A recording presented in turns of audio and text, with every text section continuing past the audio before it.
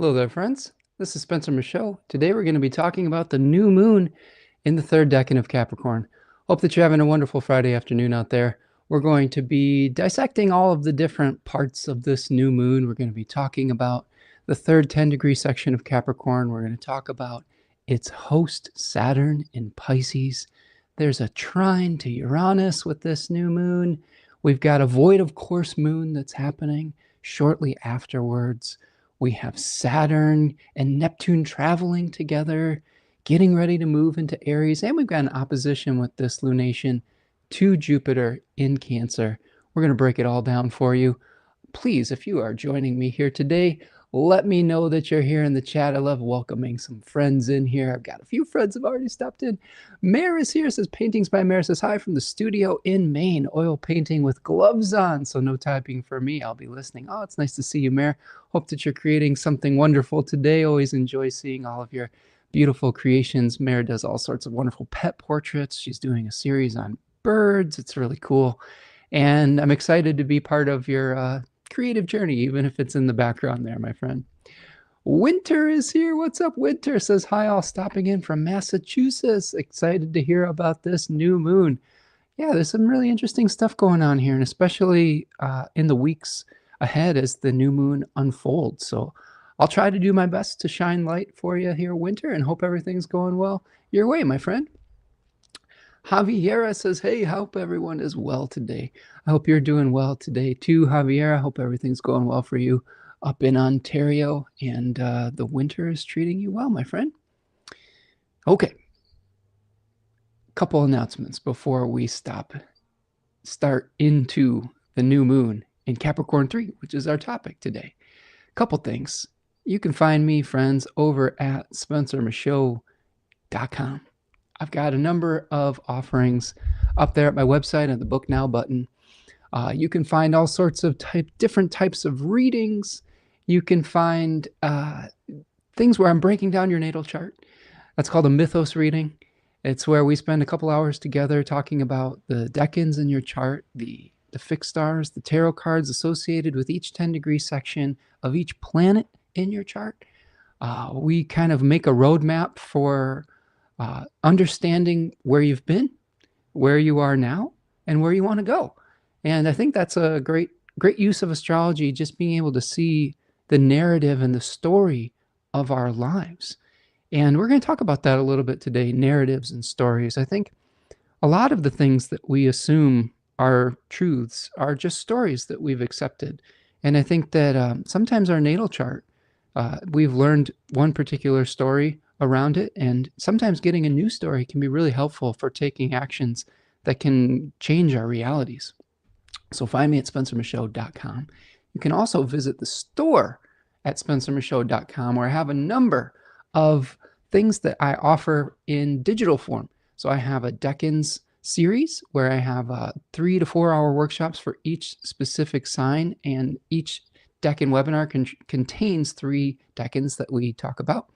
I have a series with my beautiful partner, Tanya Andrews, called Dignity and Devotion, where we examine the 7 traditional planets and help you to understand how to make planetary elections from those particular planetary placements.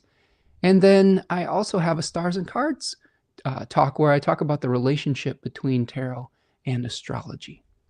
You can find my beautiful partner, Tanya Andrews, over at Third Coast Mojo, which is an Etsy account where she shares all of these beautiful, magically elected, planetary elected oils, soaps, salts, herbal blends, etc. She has some new stuff that's coming out, so make sure you're signed up on my newsletter to know when the Third Coast Mojo stuff is coming out. But Just Judge is the newest offering from Third Coast Mojo. It was elected with an exalted Cancer Jupiter. Of course, Jupiter is associated with the law, the legal system, with good judgment.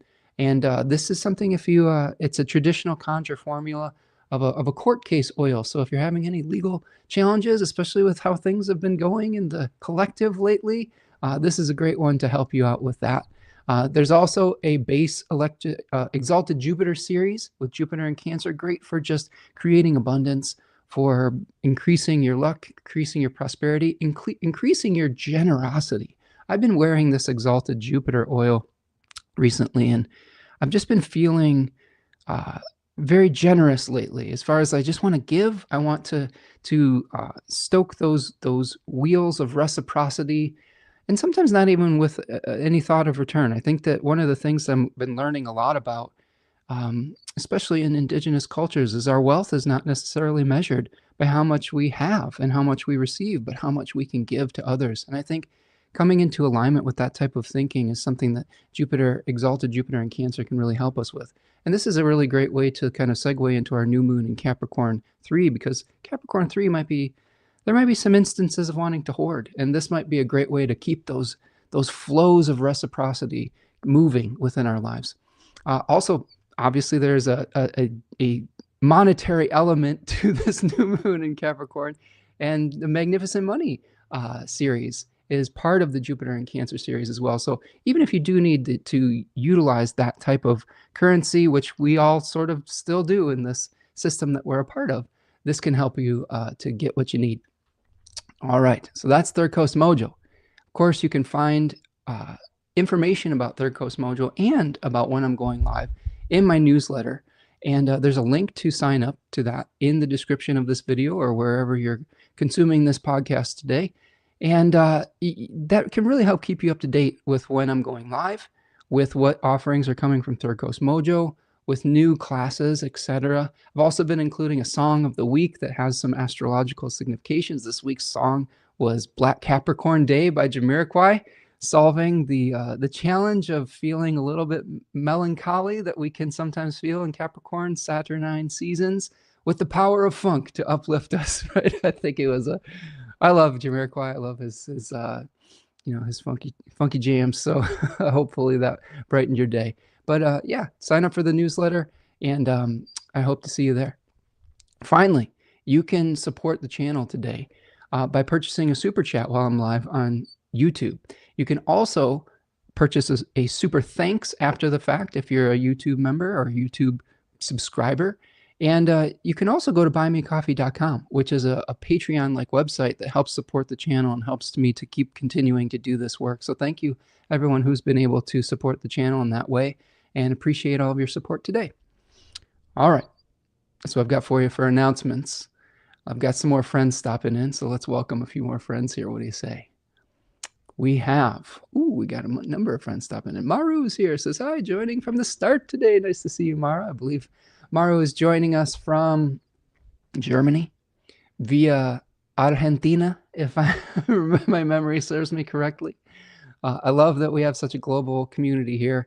We'll talk about sort of the way to think about how to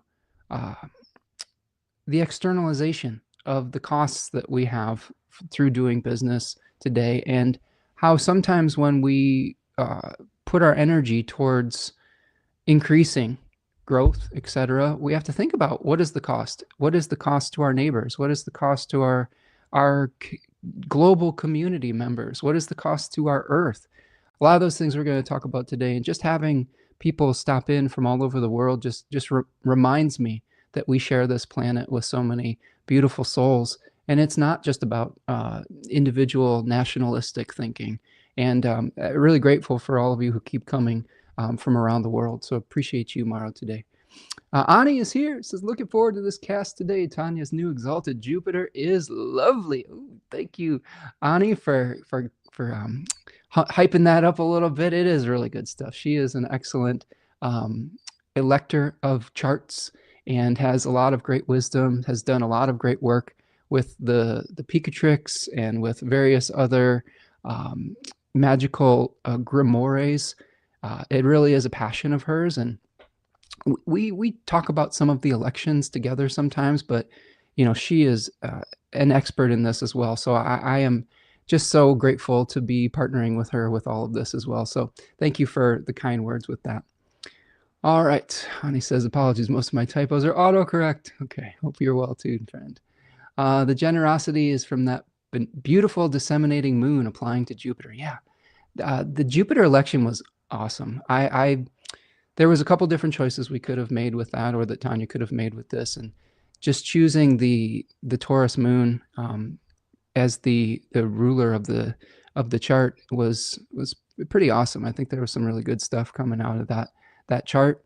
And of course, Jupiter being hosted by that moon, that exalted moon, there's a lot of exaltation energy and a lot of sharing energy that comes through that Jupiter election. And I've just been really enjoying wearing it and kind of seeing the manifestations of that, because really, when we share what we have with others, we are increasing ourselves. We're not diminishing ourselves. And this is a truth that I've been really working very hard to incorporate into my my psychological narrative and belief system through the books that I've been sharing with people, like Sacred Economics, Money, Gift, and Society in the Age of Transition by Charles Eisenstein. I'm really finding a lot of truth in this. A lot of feelings I've had about feeling out of sync with the way that we have done economics over the course of my lifetime and over the course of many thousands of years.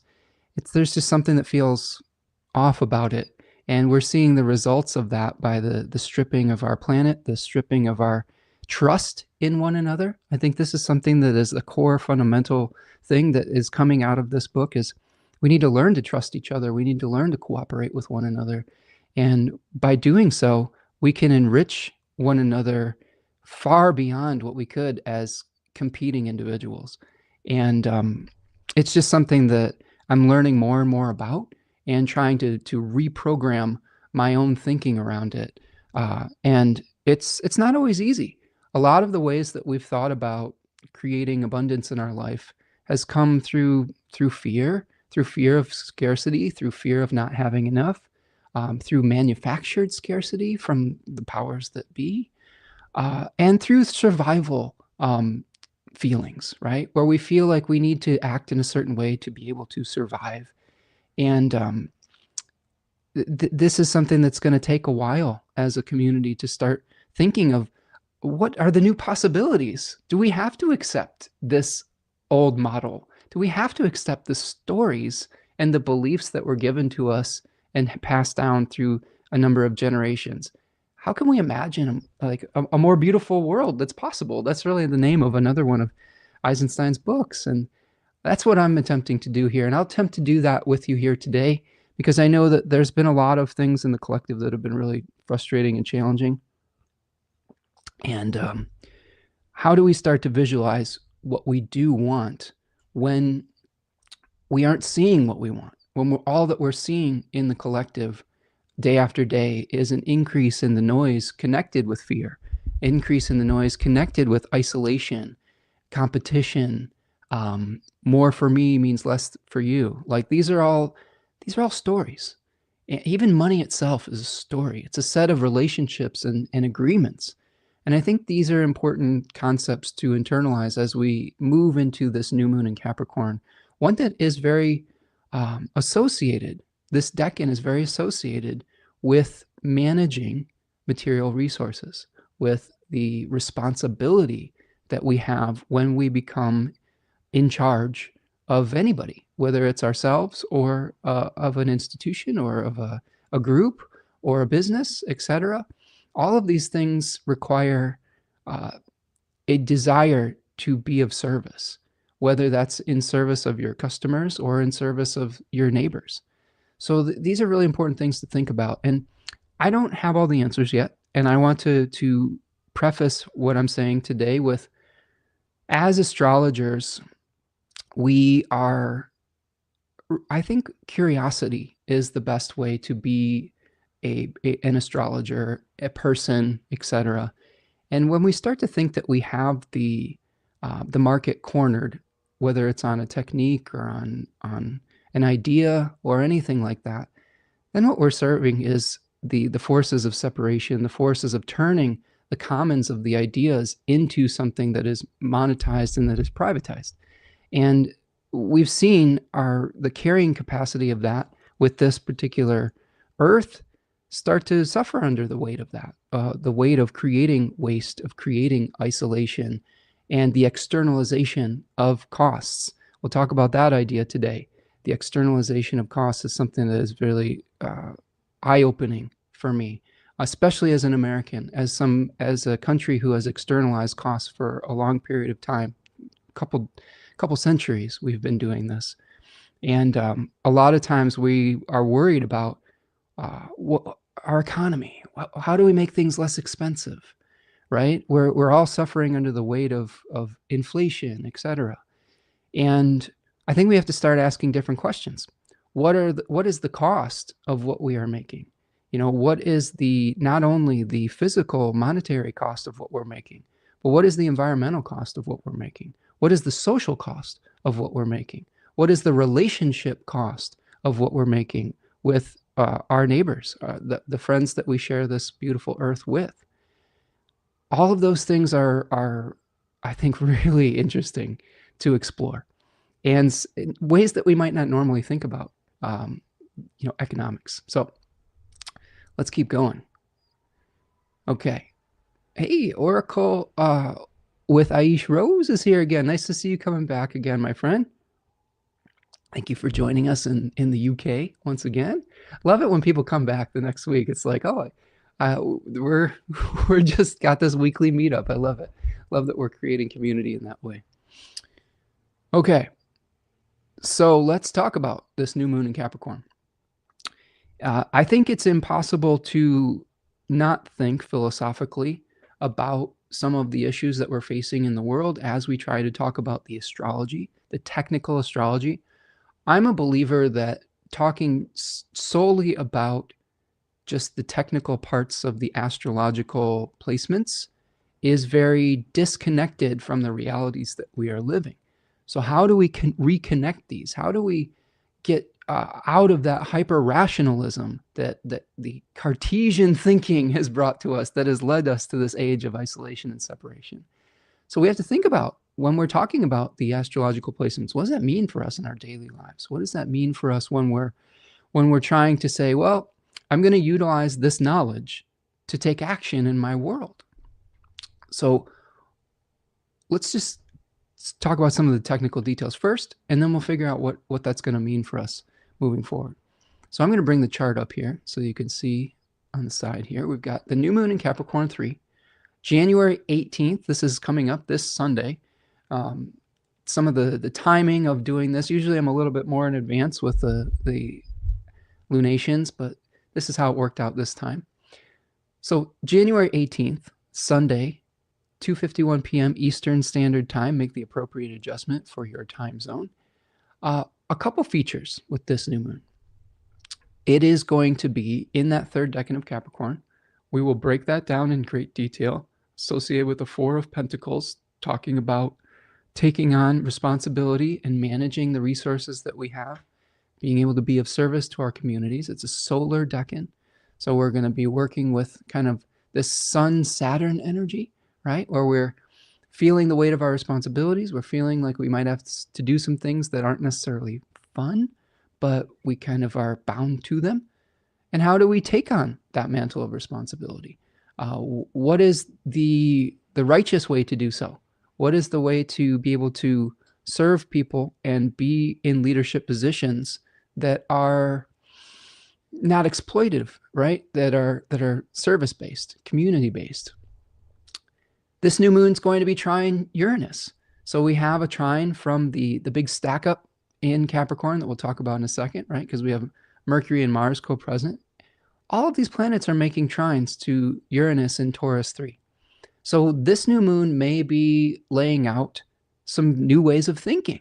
I know in my own personal experience, I've been trying to read this new material to envision a new story, a new mythology, a new way of accepting my reality, my world, and maybe then trying to share that and say, well, what do you guys think about this? Is this a viable, story? What do you have to add to this narrative, right? Then we can co-create the story. So rather than just being, forced a narrative upon us, we get to co-create it together and say, hey, maybe we make a little adjustment here. That's a really cool idea. How about this? This is how we start to co-create our reality together. So the new moon trine Uranus, helping us to solve problems. Uranus in Taurus 3 talks a lot about being able to remedy things that have fallen into disrepair. And I think in a lot of ways, we can look around and see a lot of things in our realities right now that have fallen into disrepair. We can see the justness and the fairness of our economic system as wealth becomes more polarized. We can see the rule of law, starting to crumble and disintegrate around us. We can see our environmental systems around us, nature, but coming to carrying capacity for the waste that we've created. Our relationships with one another, not only in our communities, but in other countries and things of that nature. We've started to see the fracturing of some of these things. So how do we start to repair the damage? How do we start to envision a world that we want to live in rather than one that we're going to fear living within? So new ideas, I think, are part of this new moon. New ways of communicating with one another and potentially new solutions to old problems. The new moon's also opposite Jupiter. Okay, so retrograde Jupiter in the second decan of Cancer. We may be trying to figure out how to create abundance, but especially with Jupiter in the second decan of Cancer, within a safe space. How do we grow these ideas to maturity without letting them be threatened by outside forces that would tend to either criticize them or cast doubt within our minds? I hesitate sometimes to share some of the ideas that I'm learning about too soon because I'm not fully formulated. I don't have the full picture yet. As you can see in this book, I'm about halfway through. And the first half of the book talks about the history of money, the history of usury or debt or interest, and the history of economics, the history of how we've exchanged goods and services and turned the commons of spiritual, intellectual, and natural capital into money, and then it started to exchange it. That can be really depressing at first, seeing how we've gotten to this point. The second half of the book has more of the solution-orientated things. So every time we go through a new consciousness expanding type of experience, we sort of have to protect that energy. We have to say, how do we maybe not share all of these ideas yet before they're fully cooked? And I know that I'm guilty of sometimes trying to share things before it's fully cooked in my mind, but I'm just excited about these things. And I think, how do we balance out our excitement about learning something new with the new moon and Mercury and Mars trining Uranus, with the need to protect that so that it can grow to its full fruition, so that we can actually take action on those ideas so they don't just get stuck in the idea place. This is true when we're starting a business too. Sometimes we have a great idea that we are trying to put together. One of the most beautiful phrases in my household is, there's no bad ideas in the brainstorm. This is usually my partner, Tanya, saying this to me when I have a crazy idea and she doesn't want to like pour cold water on it, right? She's like, there's no bad ideas in the brainstorm. But really what she's saying is, I'm skeptical. Let's flesh it out a little bit more first. So this new moon, I think that is a good way to think about things. No bad ideas in the brainstorm, right? We are exploring. If we cut off our exploratory impulses and say, well, that's not going to work because of A, B, C, and D, we're really kind of already defeating any possibility of getting out of the old stories and ruts that we've cast ourselves as characters within. And I think it's really valuable to be able to leave some space for exploration. And I think that the opposition with Jupiter retrograde in Cancer 2 leaves some space to say, maybe this idea isn't fully formed yet, but how do we protect it? How do we let it grow into something that can survive the harsh realities of the world? So that's going to be part of our balancing point with this new moon, is learning new things, trying to protect those new ideas, those baby ideas, those fledgling ideas that could lead to prosperity, to growth and abundance, and to maturity. I think that this is something I'm really liking about sacred economics. It's not necessarily putting blame on an individual, although individuals can be responsible for some of these challenges. It's more about systemic issues, and it's also about not demonizing the last 10,000 years of human history and saying, well, this was This was the idea that as human beings, we were kind of childlike. We treated our earth as mother. And that usually, sometimes, not all the time, but in a lot of relationships between child and mother, there is a somewhat of a one-way kind of one-way exchange. The mother is giving. And if we think of our earth as a mother that is given to us over the course of 10,000 years, that is a very childlike or adolescent type of relationship that we have to the earth. Now, what Charles is talking about is how do we mature as a species towards an adulthood, an adult relationship, not seeing our earth as mother, but our earth as lover. And if we see this earth as lover, we care about what happens to her. We care that what happens to us happens to them. We are one with that in that relationship. You know, how many of you have really passionate relationships and care about what happens to your partner? You know, you wouldn't abuse your partner because you would know that would, I mean, you and her are one, or you and him are one, right? This is the transition of a more mature relationship to our earth, to our resources, to each other, an adult one, rather than one that is based on a one-way flow. So really interesting stuff that I think we can apply here. Mars and Mercury are co-present with the sun and the moon. So we have really a big, I think, faction of planets, a big concentration of energy in Capricorn III. So not only are our minds directed with a spotlight with the sun on Capricorn III, but the moon is helping us to manifest from that place. The moon is challenged in that decan. It is in its exile. So we might not have all the resources that we need at this moment to manifest instantaneously or the way that we want to, but we can come up with new ideas with Mercury here on how to do so. We can learn how to create strategies that can help us moving forward with an exalted Mars in Capricorn.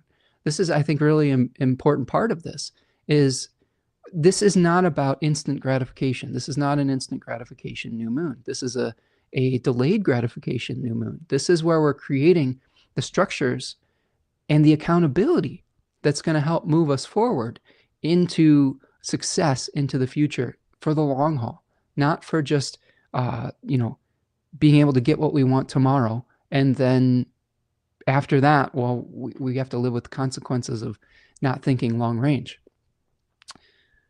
All right. And then finally, the moon is going to be out of bounds here. So this is a maverick moon that is not necessarily following the rules. We might be feeling more emotional. We might be feeling more, I don't know, just more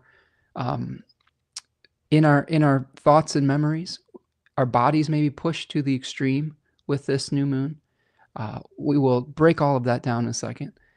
All right. So what I'm going to do now is, if you will forgive me, I have a lamp in my office that is one of those up-facing lamps, and every once in a while, over the course of having it be on, a bug or stink bug will return to the light, and that has happened at this moment. So I'm going to go deal with that so that I can breathe.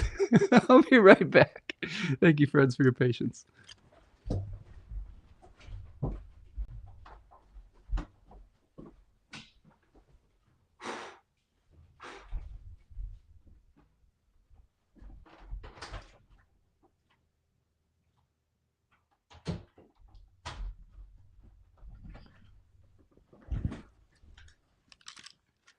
And we're back.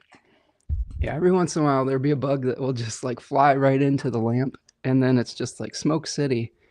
And that actually started happening right at the beginning of my breakdown of the new moon in Capricorn. And I was hanging on as long as I could. But sometimes we have to take care of ourselves and put on our oxygen mask right before we jump off the plane. Okay, I'm just checking back in with our chat here.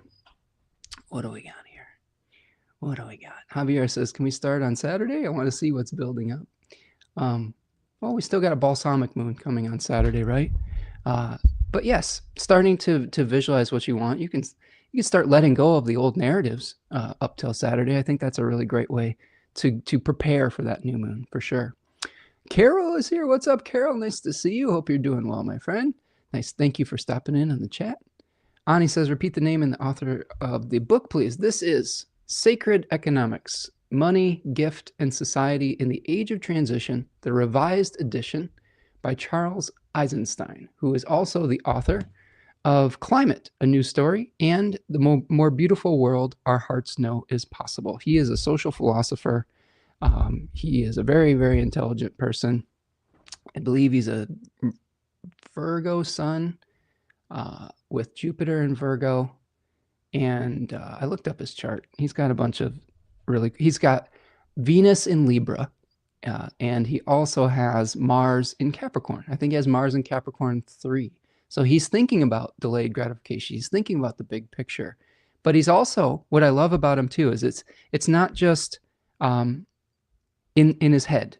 He is very good at saying, here are the problems. Here is a new vision of what we might be able to create together. Here are some practical, like daily habits and steps that we can enact in our everyday lives. I love that. I love when an author does that. I hate when an author makes me have an existential crisis and then just sends me off into the world and there's nothing I can do about it. That's not what this is. So again, I'm breaking one of my own Cancer 2 rules about protecting an idea. But I'm so excited about it. I want to start talking it out. You know, I want to start sharing these ideas. I'm just really fired up about it because he's giving voice to a lot of things I've felt over the course of my life. The injustice of our system that we were born into, and the stories that we tell each other about to justify the actions that we are taking against this planet and against each other.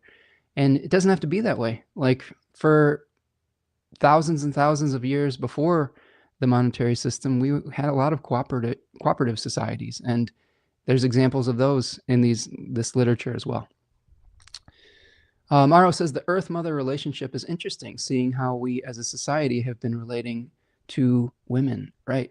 Yeah, we've had some struggles, right, with the patriarchal society. So how do we start to become in an equal relationship with the Earth rather than one where we are expecting to be provided for without any thought of return, right? And then I was even taking this a step further in my mind. I was like, what happens when we get into humanity's elderhood, where we do things to take care of this Earth without necessarily thinking of what we get from it, right? Like where we turn into the parental role, the stewardship role for the Earth, rather than thinking of it as, you know, something we dominate that is here to serve us. We can start by coming into a cyclical, reciprocal relationship with it of equality. And then we might evolve potentially to one where we take care of it, you know, where we are its mother on some level. And that's exciting to me. So we also have someone stopping in from India. Says, hello, sir. I'm from India. Nice to see you, friend. Hope that you are doing well over there across the pond. Love to see my international friends, and I hope that you, hope we serve you well today. Okay, so let's keep rolling on. So we have that new moon. We've talked about kind of our big picture themes. Let's start talking about the sun and the moon in Capricorn III. Okay, so here is the Deccan flashcard for Capricorn III. And in it, you can see that we have the Four of Pentacles. And this is a Decan, the book T, which those of you who are unfamiliar with the book T, it's a Golden Dawn reference, right? That talks about the Decans, that talks about the tarot, and talks about all of these esoteric syncretizations. The Book of Thoth is an Aleister Crowley, like sort of a, I don't know if it's a competing, it's an alternate view of the Decans and of the tarot. And that's, it's called the Lord of Power in the Book of Thoth. So the Lord of Earthly Power and the Lord of Power. Austin Coppock in his book 36 Faces calls it the throne. Partially, he's describing this as a place where we are taking on mantles and seats of responsibility, because of its relationship with the sun as the Decanic ruler. So themes we can think about with this decan: administration of power. Sometimes we see things in the collective related to kings, CEOs, responsible positions, where we feel the not only seeing the benefits of responsibility, but feeling the weight of responsibility. Those of us who are trying to be, I don't know, going through the world in a way that is doing less harm, sometimes we feel the weight of responsibility because we know it's a service position. We're not trying to have power and dominion over others. We want to serve people. So that can feel like a lot of weight, which is very Saturnine. Enslavement to the material world is associated with this decan on some level. I would like to start shifting language around that. I've been starting this on the channel a little bit.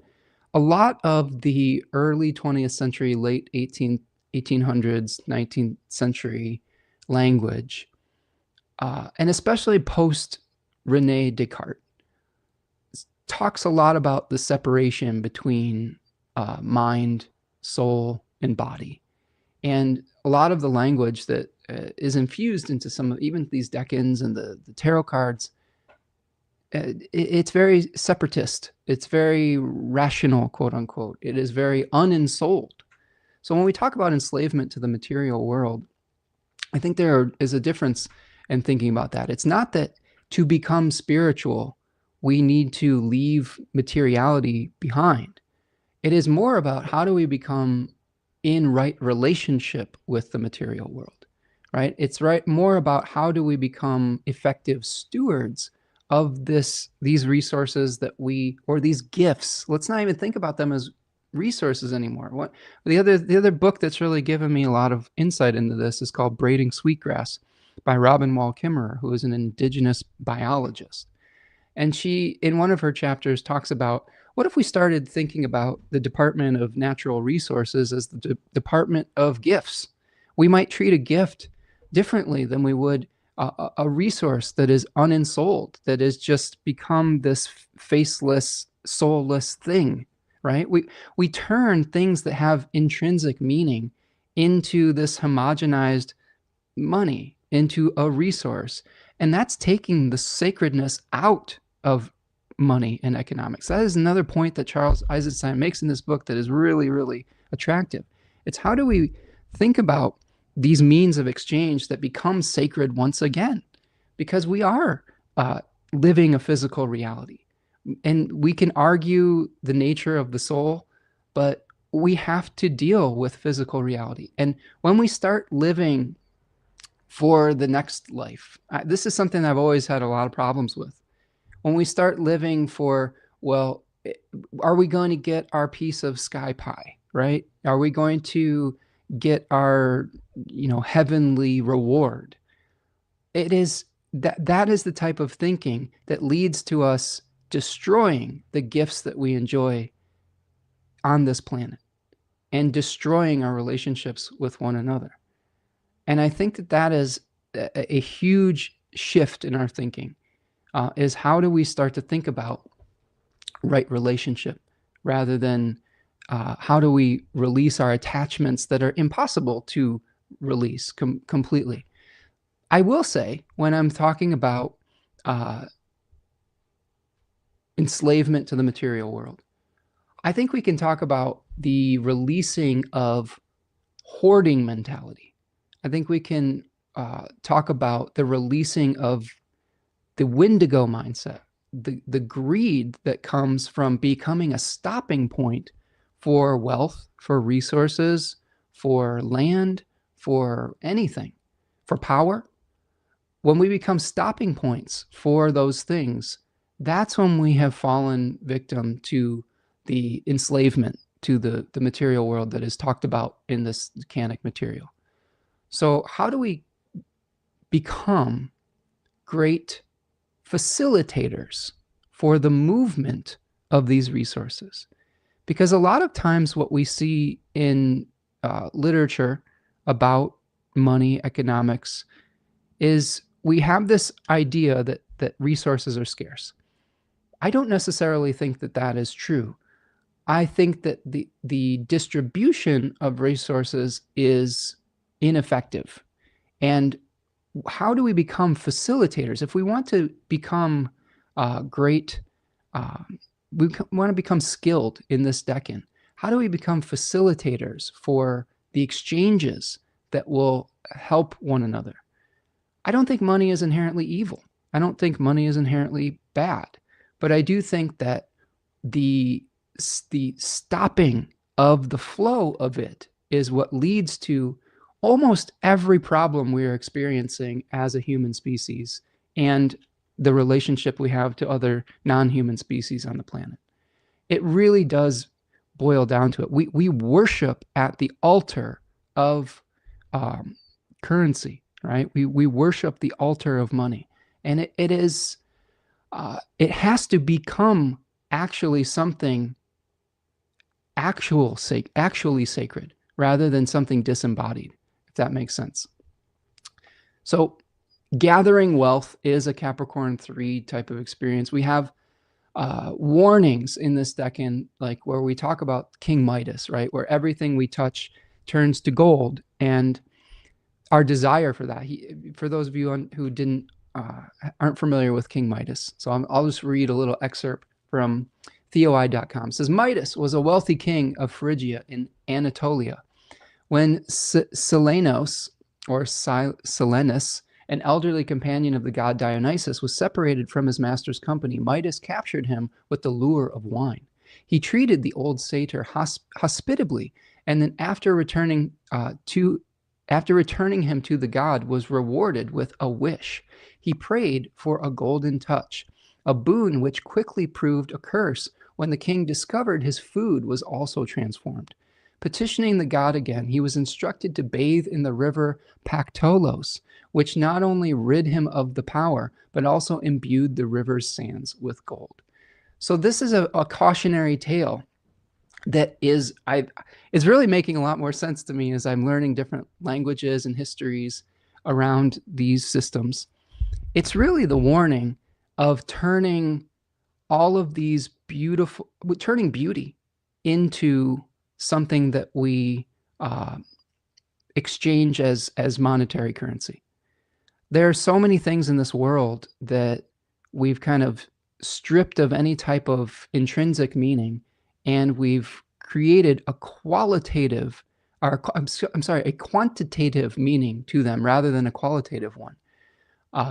If we strip all of our natural resources and turn it into currency, there's nothing left to grow food. This is really the lesson of King Midas.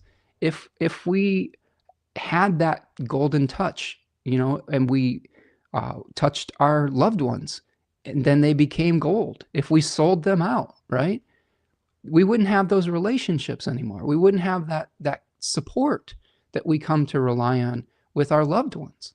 It really is an amazing tale for these times. So how do we start telling a new tale, right? How do we start telling a new story? Javier says, this card has such an annoying looking guy in it. It's like the Nine of Cups. Well, I don't think that is a coincidence. I think that you can see someone in this the Four of Pentacles card hoarding wealth, hoarding resources, sitting on a throne and trying to consolidate power. And again, there are people who have utilized the energy of this decan positively. One example of this is, I always go back to this example, but Dolly Parton, who became very wealthy, but has used that wealth to uplift her community. Now, I'm sure that there are things that aren't perfect about the way that she's done that, but that is a stark contrast in my mind to someone who also embodies this decan, Jeffrey Bezos. Okay, like he hoarded an ungodly amount of wealth to the very real detriment of his fellow human beings. And it is ironic to me that his company, Amazon, is really about trying to facilitate exchanges, right? So he's doing that part of Capricorn. If we take out the moral judgment about it, he's doing that part really well. But if we put back our caps and saying, well, what are the externalized costs of that? Well, the externalization of costs are that a lot of small businesses are going out of business because of the cheap exchange of goods that are consolidated with that particular monopoly.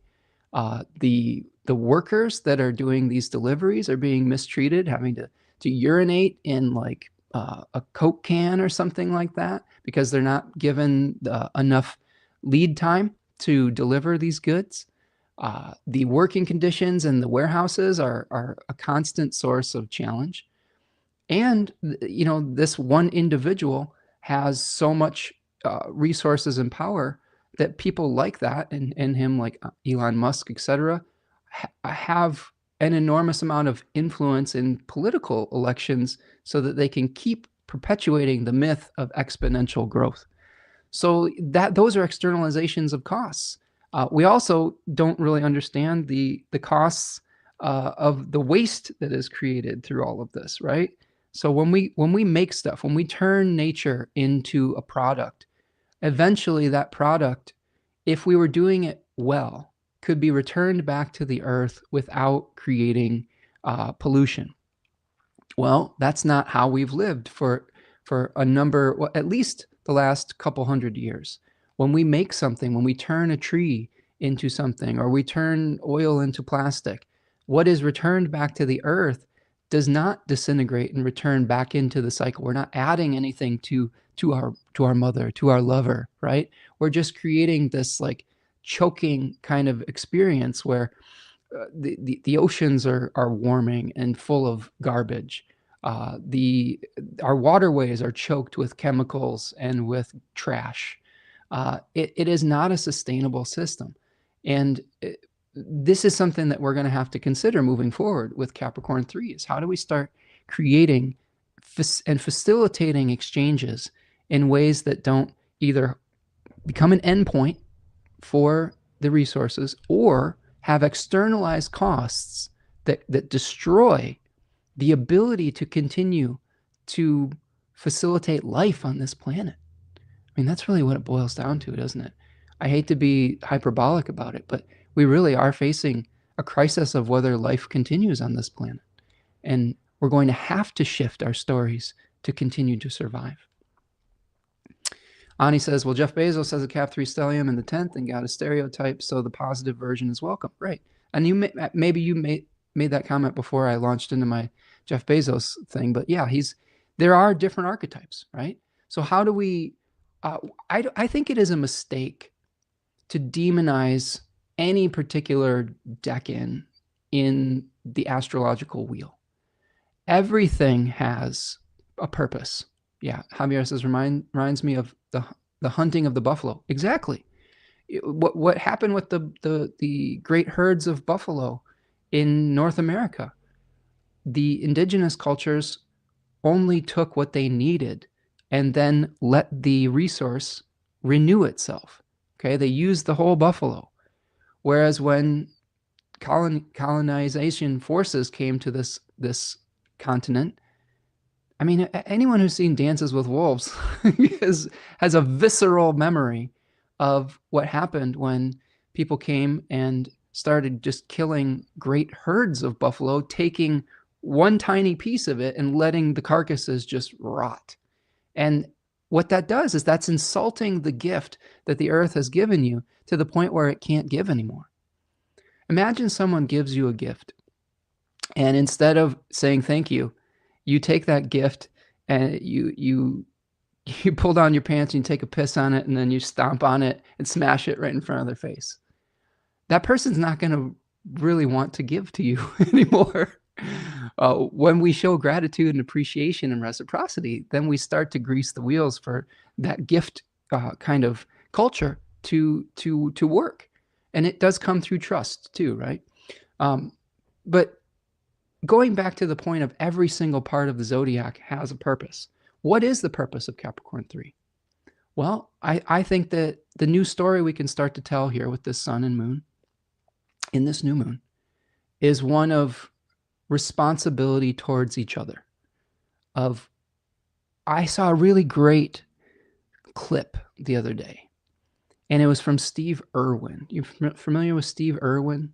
Steve Irwin was the the Australian guy that was a conservationist, and he educated people about the beauty of nature. He led conservation efforts, and there's this clip with him and his wife, his wife staring on lovingly to Steve Irwin as he's just passionately explaining why he wants money. He's like, I love money. I'll take money from whoever. I don't care where it comes from. And you know what I'll do with that money? I'm going to take that money and I'm going to go buy land. And I'm going to go buy land and I'm going to create habitat for the creatures that need it. I'm going to protect these lands.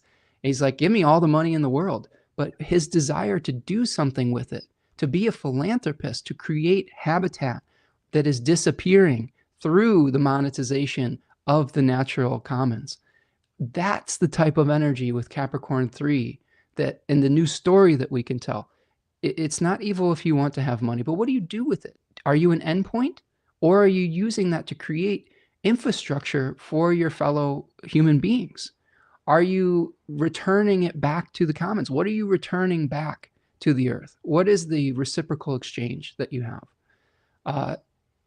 And I think that we can do that at a various amount of scales.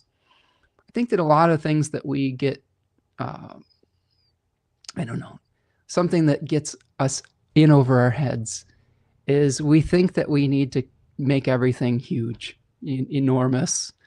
And sometimes a business can be much more effective when its overhead stays low, when it isn't overcommitted, right? When it hasn't hired too many employees or bought too many supplies that are too expensive for it to sell something at a reasonable price.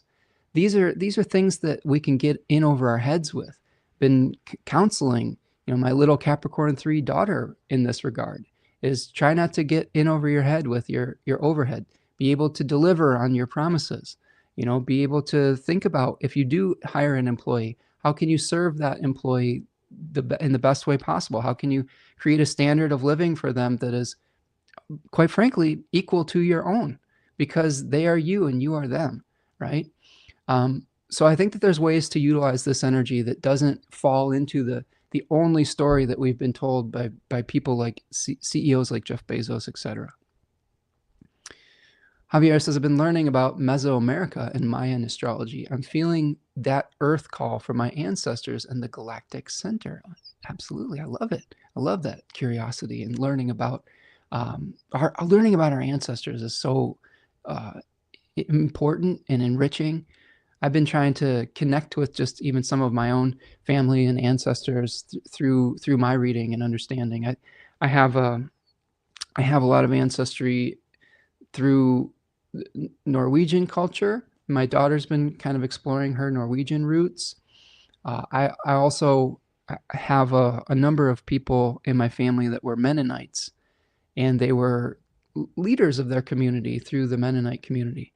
And one of the fundamental values of both the Amish and Mennonite communities is thrift, is being able to be efficient with your resources, and to be able to, release our attachment to hoarding more than we need. Javier says, this probably is this Capricorn moon hitting my Capricorn Cancer axis. Another example, Javier and Ani and everyone, my beautiful partner Tanya has a Capricorn 3 rising. And one of the things I've noticed with her is that she has been thrust into positions of authority because of her great commitment to being responsible for others. Same thing with my daughter. My daughter did an internship when she was in high school, and because she just kept showing up, they gave her more and more responsibility. And my partner, she's gone through a number of iterations of this, where whatever organization that she was a part of, when she finally moved on, whether it was her choice or another choice, they replaced her with 3 different people because she had taken on so much of the weight of responsibility. So one other thing I will say about Capricorn 3 before we move forward into other parts of this. I think it's very admirable for those who walk this decan to want to take on responsibility for managing either the resources or the functionality of a system. But what I will say, and what I have noticed, is that this decan is also a Jupiter Saphira decan in the Kabbalistic tree of life. So in the Kabbalistic tree of life, there are certain planets that are associated with these energetic centers. Jupiter brings us an abundance of the element that we are looking at. Sometimes it brings us too much of something. So this decan can be one where we recognize when we've taken on too much responsibility, when we've taken and we've become a stopping point for too many resources that they need to flow through us. The same is true for power. When we take on too much responsibility or power, that can lead to our downfall. It can also lead to these material resources that we're responsible for being a prison, right? Rather than empowering us, we feel beholden to them. We become a slave to them. If you look at the card that's associated with Capricorn, it's the Devil card. So I'm going to show you the Devil card. And in the Devil card, this is what we're talking about when we become enslaved to our material reality. So here is the Devil card, okay? And you can see there's two figures that are loosely chained to this block, right? Now, there are some connotations in this about not being tied to the physical world that I will push back on lightly. Again, I think it's a balance. It's more about the hoarding of materiality rather than materiality itself being evil, in my opinion. That is my opinion. You can choose to disagree with me. That's fine. But I think that when we hoard power, we can start to crumble under the weight of that power and responsibility. So one of the new narratives for Capricorn III that I think is really important, learning how to delegate, learning how to share power with others, learning how to share decision-making responsibility. If you feel like you have to manage every single part of your business at every single moment, first of all, you're a micromanager, right? Second of all, you will burn out, especially when things start to grow. If things grow beyond what you can do as an individual, you have to have people that you trust counseling you. You have to give up some of that power to them. That's where we get the reciprocal exchanges. We empower others. So in Capricorn 3, it's not just about being a boss. It's not just about being a CEO. It's about empowering others to also be able to make wise decisions, to also be able to make wise choices, and to trust them and facilitate that trust between one another. I'm just realizing so much how, as a society, we mistrust one another. And I don't mean that just as a society. I am including myself in this. Like I grew up in a broken home. I grew up in a home of divorce, multiple divorces, like 3 or 4 divorces. I had like 4 different fathers and like 3 different stepmoms.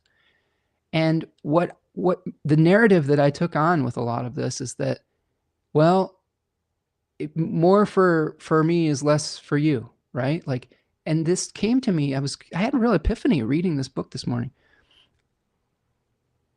The product that was not being shared, or that had to be shared in a zero-sum game, was me, right?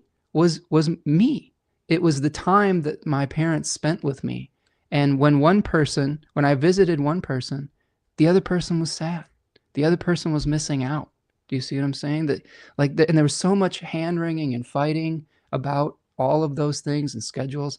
And to be quite frank, some of that repeated in my own journey with my daughter.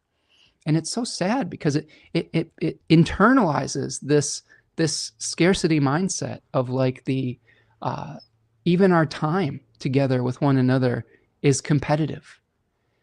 And I've been trying to undo that, unravel that knot, undo that programming, of saying, no, I don't have to be so defensive of either time, space, right? Resources, this, and it takes a long time to do. It takes some individual looking in the mirror and saying, how have I bought into, or what narratives have come to me through my youth and through my experiences that have caused me to mistrust life, that have caused me to mistrust my neighbors, my fellow community members, my fellow Americans, my fellow countrymen, my fellow earthlings, right? I really think it's about bridging and building trust once again. And this decan, I think we can do that. I think we can. Javier says, this Capricorn moon hitting my Capricorn Cancer axis stellium. So this is going to light your chart up, Javier. Lauren is here. Painted Turtle, what's up, friend? Says, an interesting thing about Dolly Parton is that her sun is Capricorn 3, which is co-present with Mercury and Venus. The sun represented her father. He was a father of 12 that could not read or write, but was able to conduct business with good relationships. That restricted Mercury of reading and writing, also something she carries on with Venus. Right, relationships. That's what really business is. It's relationships.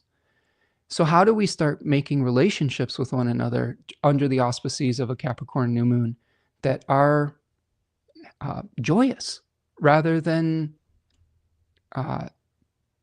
conflicted, rather than ones that are agrimonious, right? How do we start building trustworthy relationships? Well, it starts with being trustworthy. It starts with honoring your commitments to one another. That's how you build trust, is you become trustworthy. You share what you have with others. You follow through on your word rather than breaking your word. This is another thing that is, I think, something that you can set intentions for with this new moon in Capricorn 3. How do I become trustworthy of people trusting me with responsibility and trusting me with relationship? How do I become a trustworthy partner with people in life rather than competitively hoarding everything and isolating myself further and further and further until everything I touch is golden, but I'm alone, I'm hungry, I'm starving, I'm isolated. There's nothing left if you keep turning everything that has inherent intrinsic meaning in your life into a number on a ledger. There's nothing left eventually. We're coming to that realization now that this system worked for a while the Earth was at a carrying capacity that could carry the weight of our waste, that could carry the weight of our growth. But we're coming to the edge of that, coming to the edge of the carrying capacity of the Earth for waste, coming to the edge of the carrying capacity for exponential growth. And this is where we start Ouroborosing. We start cannibalizing each other. We start eating our own tail. You see what I mean? It's wild to me. Lauren says, a book delivery by mail to young children she has devised with her organization to change other stories. Yeah, I really like a lot of what I've heard from Dolly Parton. You know, she seems to, her literacy efforts, right, that is serving your community. That is leaving a legacy with the resources that you've been able to accumulate and start facilitating. That is her giving back and starting to uphold a stability for the future and healing something within her own past, it sounds like, too. It's a good example of holding power of this card that is healthy. Exactly. Okay, so that's the sun and moon, Capricorn 3. Okay, a couple questions you can ask for yourself with this. What responsibilities have you taken on? Just understanding your responsibilities and getting clarity with that can be very helpful. When you don't even know all the things that you have to do, it's hard to get organized within that. Next, how can you manage this power with grace? We've been talking about different examples of power and how people have either abused power or have utilized it towards the collective good. How do you become graceful in your handling of power? How do you share power? I mean, this is another question, right? Are you hoarding resources or are you allowing them to flow? Again, when you hoard resources, there becomes a point where you become vulnerable, right?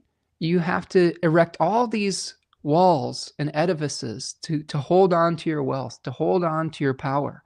You have to become an adversary of people to hold on to those things rather than a co-creator with them. You know, Charles makes a good point in this book. If you're hoarding gold and silver right now, eventually you're gonna, if the whole system collapses and you're like, well, I've got a bunch of gold, I'm not, reliant on the fiat currency that is just numbers on a page that isn't backed by any gold standard, eventually you're just going to have a compound to defend yourself, and you become even more isolated, right? Do you have enough guns to defend that gold and that silver? Some people are like, yeah, I do. But eventually, what kind of life is that, where you're just completely in a prison? You become prisoner to that. And this is one of the main themes with Capricorn is we are inside the walls and we're defending ourselves against everything that is outside. That eventually becomes a really lonely life, one that you're not really doing anything of value. You're just sitting there in your corner in your panic room, scared that someone's going to take what you have away from you. What kind of life is that? To me, that's not a life. That is a prison sentence. So how do you handle and manage your power with grace? Are you hoarding resources? Or are you allowing them to flow so that you don't have to be afraid of your neighbors? He makes the argument, you don't need to be hoarding gold and silver right now. What you need to be doing is you need to be creating relationships with people in your neighborhoods. So what happens if the system does collapse? Are you going to be sitting in your panic room, or are you going to have the relationships you facilitated with people that you've shown care to, that will in turn show care towards you? So do you own your possessions, or do they own you? A good question to ask here. This one is an important one with Capricorn 3. How much is enough? All right. We have this addiction to number go up type of economics. We have the people that are in the billionaires in our society have such a sickness of mind that nothing is ever enough. It doesn't matter how much money they have. There's a song that I would direct you towards it. The song I picked this week was Black Capricorn Day by Jamiroquai, but there's another song by Metric that I'm going to look up the title of this, that I was like, that would have been a really good song for this too. Metric, if you're not familiar, they had a song in Scott Pilgrim that was covered by Brie Larson, but the song that I'm referring to is Gold, Guns, and Girls by Metric. Check that out. And it just says, will it ever be enough?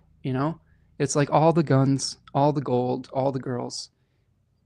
Will it ever be enough? And that's just and for the billionaire class, the answer is no, because they're trying to fill a hole that they've created through isolation. And you can't fill it by accumulating more and more and more and more. It's not fillable in that way. So how much is enough in your life? And if you have more than you need, how do you share it and keep it flowing so that you are recognizing that what you do for others, you are doing for yourself? Okay. Is this throne a palace or a prison? We've talked about that with the survival instincts of, wanting to create a bigger and better fortress. All you're doing is creating a bigger and better prison for yourself, in my opinion. And I've been guilty of this in the past. I've been guilty of this type of thinking.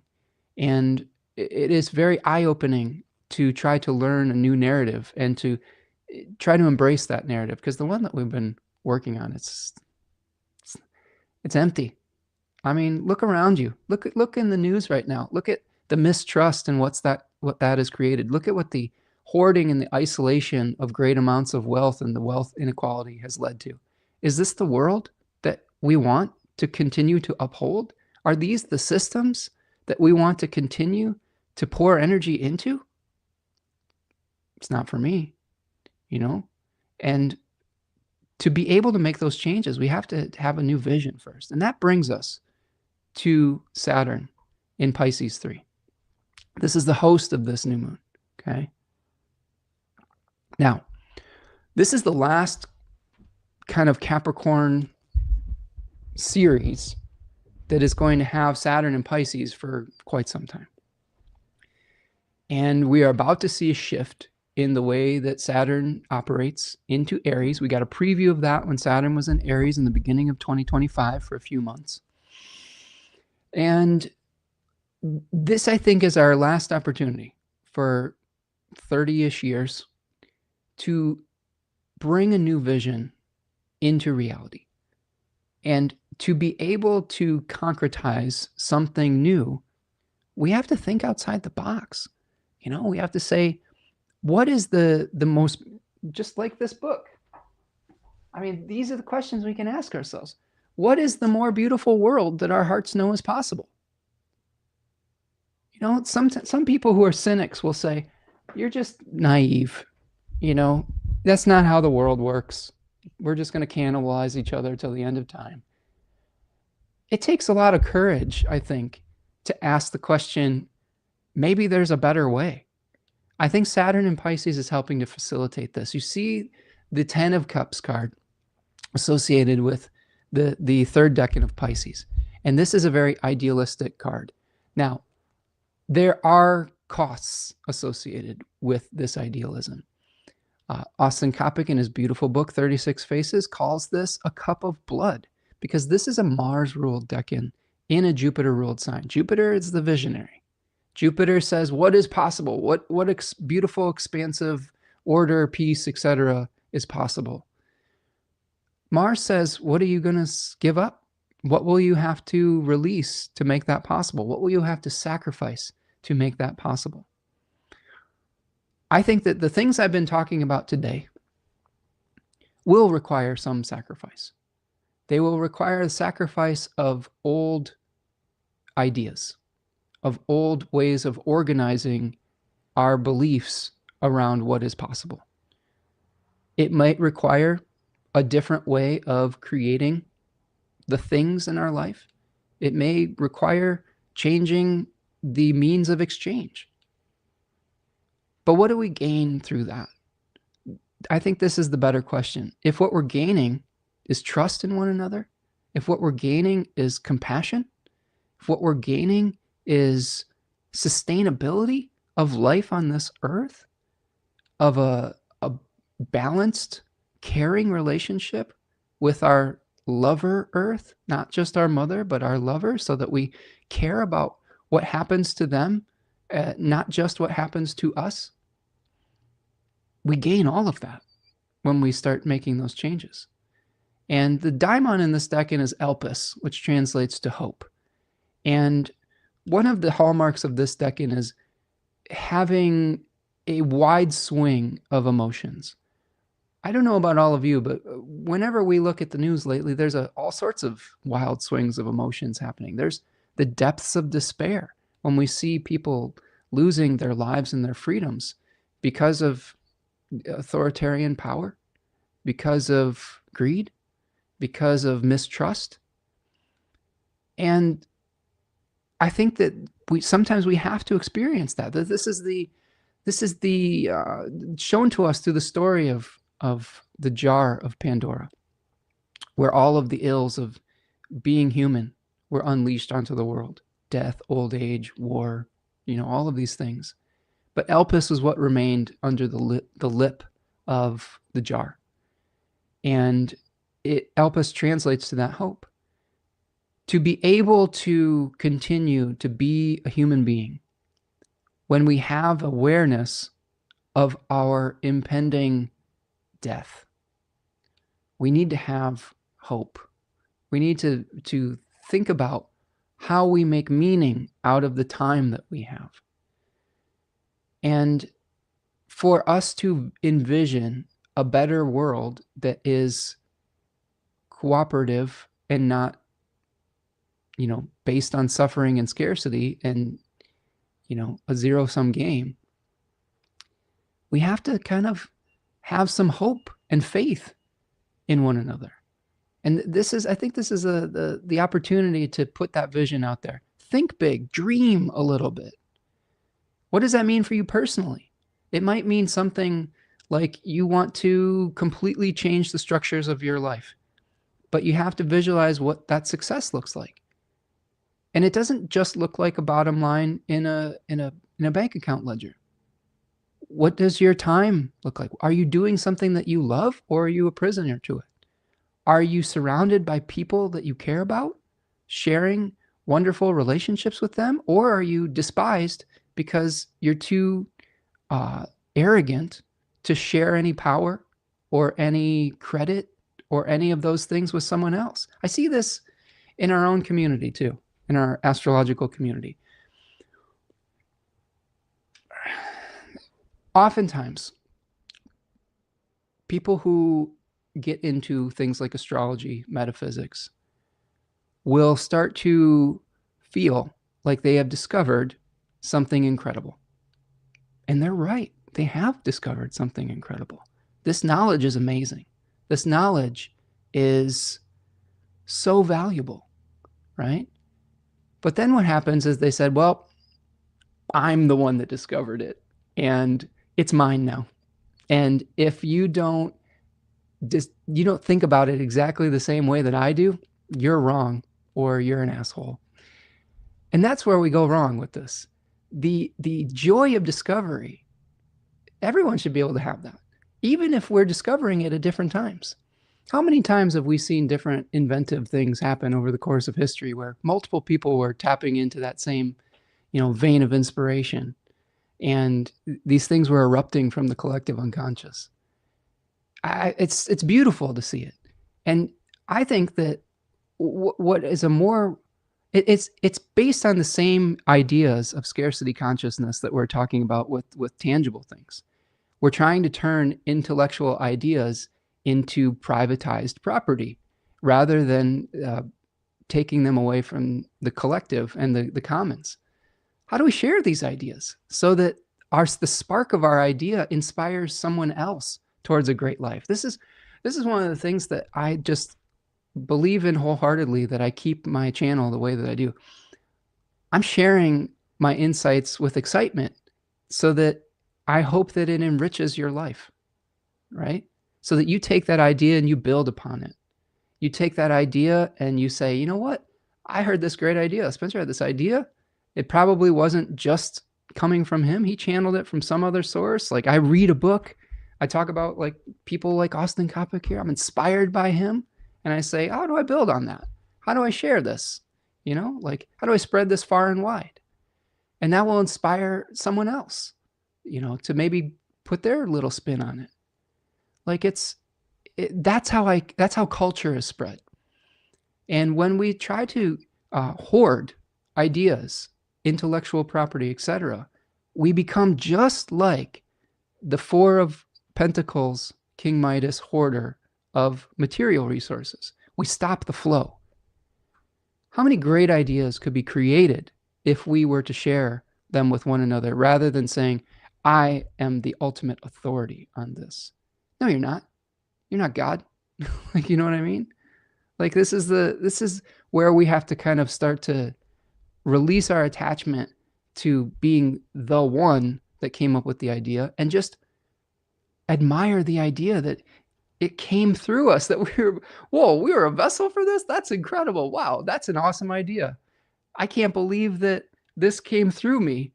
Wouldn't it be amazing if it came through you too? Like, you know what I mean? Like, wouldn't you want other people to feel good like that? Rather than just saying, I am the ultimate authority. I just bristle at that type of thing so much. And that's why a lot of times I stay out of some of the arguments associated with astrological technique. I also, really feel that divination, that astrology is divination, that tarot is divination, and that divination is based on entrainment. It's based on you making an agreement with some story, with some relationship with the divine, with some collective consciousness, and you're saying, I want to be told how things are through this language. I want to be shown the way through this particular set of circumstances and symbols. You know what the real interesting thing is?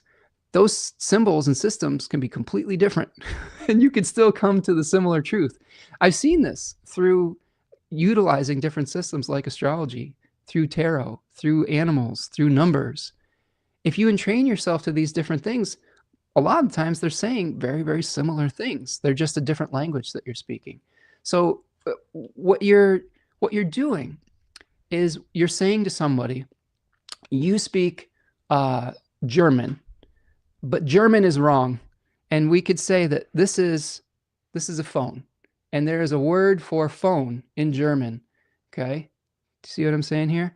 There is a word for the phone in Spanish, and there's a word for phone in, I don't know, Swahili, right? And the interesting thing is, it's still a phone. You're just calling it something different. I think that I think it's so silly that we're like, well, your word for phone is wrong. You know, if you're communicating phone, whether it's in one language or the other, then it's not wrong. It's just different. It's just a different way of contextualizing it. So that's my thoughts on that. All right, let's see. Javier says, were other astrologers like that to you, Spencer? Yep, sometimes. And I will admit, there were times in my life where I was that person, where there is when you first start studying things like Hellenistic astrology, after studying pop astrology, there is this kind of like consciousness explosion of like, I've been doing this wrong the whole time. Like this is the real stuff. And you're like, that other stuff's garbage. And it's just such bullshit. Just because I'll tell you what, friends, for the 20 years that I studied astrology before I learned about Hellenistic astrology, I still got some pretty amazing insights from it. Was it as organized as it is now? Maybe not. But that's because I've become better at describing in training myself to the language that needs to come through me. It's not just a bunch of different, it's not like people speaking Spanish and German and Swahili all at the same time where you can't really like, what are you saying? This is too many people speaking at the same time. I like focused in on one particular language, and then the messages started coming to me clearer, right? And there were times in the past where I was like, oh, yeah, that's not the way to do it. But then I'd tell you the book that really opened my eyes to this was The Moment of Astrology by Jeffrey Cornelius. And that came to me through my studies, through Nightlight. And that really just changed my mind on a lot of things and helped me to see this entrainment quality. Yeah, I have no patience for the intellectual territory marking pissing contests that I see sometimes in our community. It's why? Who does that serve beyond just the individuals? Are we serving our communities by doing that? I don't think we are. I am okay with having some debate about technique in the spirit of curiosity. Spirit of curiosity. Say, you know what? I've kind of got this idea floating around. What do you think about this? And then someone's like, well, I could see that. I think there might be some holes here, but like maybe we could figure this out, like together. I love that. I think that was the spirit of Project Hindsight. You got some really intelligent people that came together and be like, let's figure this out. We got some new translations. Let's piece this thing together. And yeah, there were probably some arguments within that group as well. But I think that there was a spirit of discovery within that. And how do we have those conversations in the spirit of discovery rather than in the spirit of, this is mine and I came up with this idea and blah, blah, blah, right? Ani says, preach about elitism in astrology. Shame on those who hoard and capitalize off it without sharing the knowledge that was already there. It's a Highlander mentality. There can be only one. Absolutely. I agree 100%. 100%. And it's tough too, because we all want to make a living. And sometimes we feel like if the clients come to us or the students come to us, that there won't be anybody left. I don't think that's true. I think that at the end of the day, we are attractive to different people, right? There might be people that have had a similar life experience to me that want to work with me. They might really resonate with my message and my experiences. There might be someone that resonates with someone else in the field because of their experiences. And there's enough to go around. Do you know what I'm saying? In my opinion. So I've had to work through my own scarcity mindset with some of these things, and with my own, we've become trained to say, this is my idea, and aren't I great? And I've had to work through some of those things too. I've had some real eye-opening moments. I've had some real falls from grace with some relationships in my life because of that thinking. And I think that sometimes that's like the Tower card, right? You get the lightning bolt of reality that shakes you out of a false belief. And sometimes it feels like your whole world's coming crashing down. But at the end of it, you look around and you're like, huh, I've just been liberated. Now what remains is actually truth, not this false ideal that I tried to uphold. Javier says, you always inspire me, Spencer. Oh, I appreciate that, Javier. I appreciate you, and I'm just doing my best. I'm just sharing my journey and my process, and I do care about my community, and hopefully that this helps you. But I'm going through it with you, and I'm not a perfect human being, but thank you for saying that. Appreciate you, and you inspire me. I'll throw it right back to you. There's so many things that you've done, Javier, in your life that are worthy of inspiration, and just the courage it takes to make a new life in a new country. It's incredible. This is the thing that is blowing my mind about the way that we're treating people and immigrants right now. It's such an inspiring journey that people make. It's the courage that they have to go to a place where they might not know the culture or speak the language, and to completely make a new start, really, in a lot of times for the good of their community and their family, to be able to send resources back to countries that have been ravaged by colonialism and debt. They're heroes. You all are.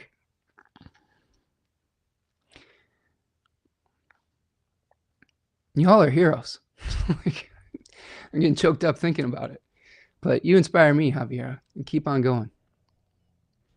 Ani says, it discourages me to want to contribute when powerful actors leading spiritual movements are hoarding it and not making room to grow the cause. Once one tastes power, it is easy to become entitled. Yeah, I think it is. But it will ultimately lead to your downfall, if you consolidate all that power. Lauren says, our ego's inclination towards my idea is going to be an interesting, humbling experience for some people when Uranus goes into Gemini for good in April. Yeah, I mean, think about AI, man. Like, AI is going to change a lot of this potentially, because everybody's going to be able to come up with things almost instantaneously. And I'm not saying it's right. I'm just saying that, yeah, Uranus and Gemini going to shake up a lot of those things especially with intellectual property. Ani says, we need to be collaborating, not diverting schools of thought for one top hive mind. There's not enough people challenging the narrative on socially productive ways. From your mouth to community's ears, friend. It's not the rule, the exception, Javi. Harsh wake-up call for me, not so spiritually evolved, are we? Yeah. Ani says, thank you for saying the quiet part out loud, Spencer. This is why I show up. I appreciate you, friend. I try my best. Yeah, and then the Bobs broke up due to ego. Well, there you go. See, right? When we talk about Project Hindsight, I'm kind of behind in the chat here. It's easy for it to permeate things. Lauren says, I do think we are channels, and I've always appreciated your attitude inside and outside of class that makes space for new or contemplative ideas during discussion that nurtures how individuals think. You always have added something supplemental and nourishing to the conversation, that self-discovery can take the wheel instead of shutting down an idea or curiosity. I appreciate that. That is my ultimate goal. I think this is a Jupiter in Virgo maybe kind of thing. This is something me and Chuck Eisenstein share. Same placement, same almost exact degree of Jupiter. Curiosity, just not feeling like we have completely isolated and consolidated truth. And I think that when you truly are marveling at the joy of creation and the joy of the creation that flows through you, even through your own consciousness and brain, you're like, wow, that's amazing. I want to share that idea. I don't want to hoard it. That's the true essence of abundance. That's the true essence of wealth. It's really not about what you can hoard for yourself. It's what you can share with others. And in that case, I feel extremely wealthy with just being surrounded with so much knowledge and beautiful people in this community. I am so blessed with the people that come each week and share their insight and that come to the classes that we do. I'm so blessed to have all these books, to be able to have thousands of years of wisdom that can channel through me to other people. That's why we have books, so we can pass this on, right?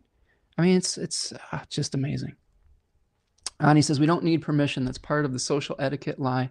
We need to have courage and diplomacy to make room for those who are qualified if a seat isn't offered, if you ask me. Absolutely. Javier, yeah, you're welcome, friend.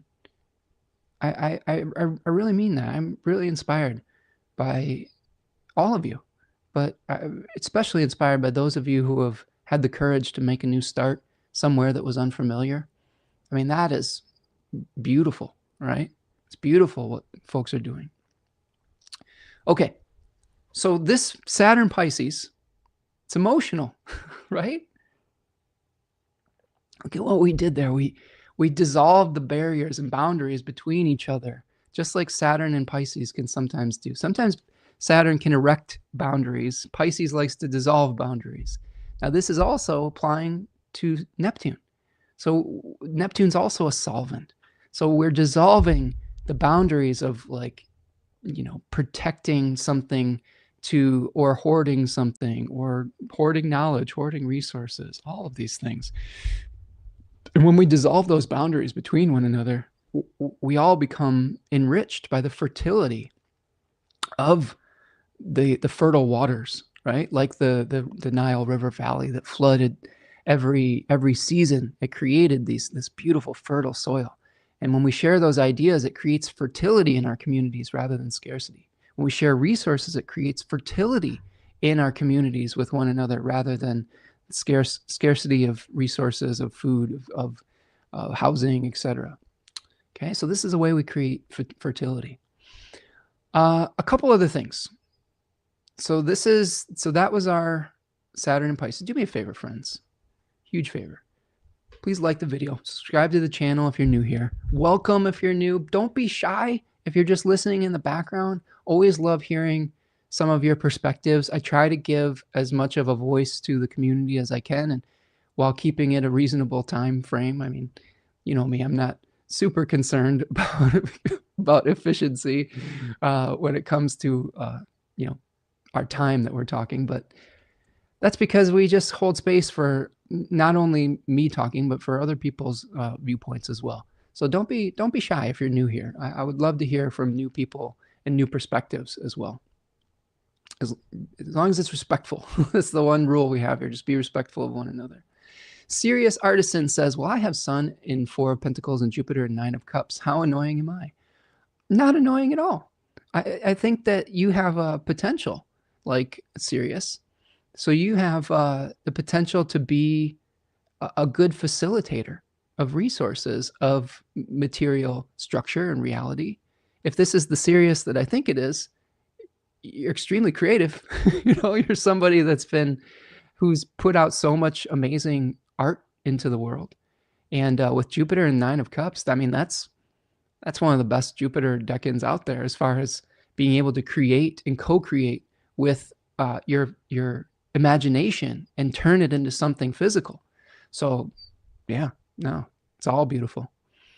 Maru says, I've been in the process of symbolic death for a few months to a new version and structure of myself before my Saturn return. It's been so literal that I've had a flies invasion, degradation. Ooh, that's a really interesting symbol coming to you, right?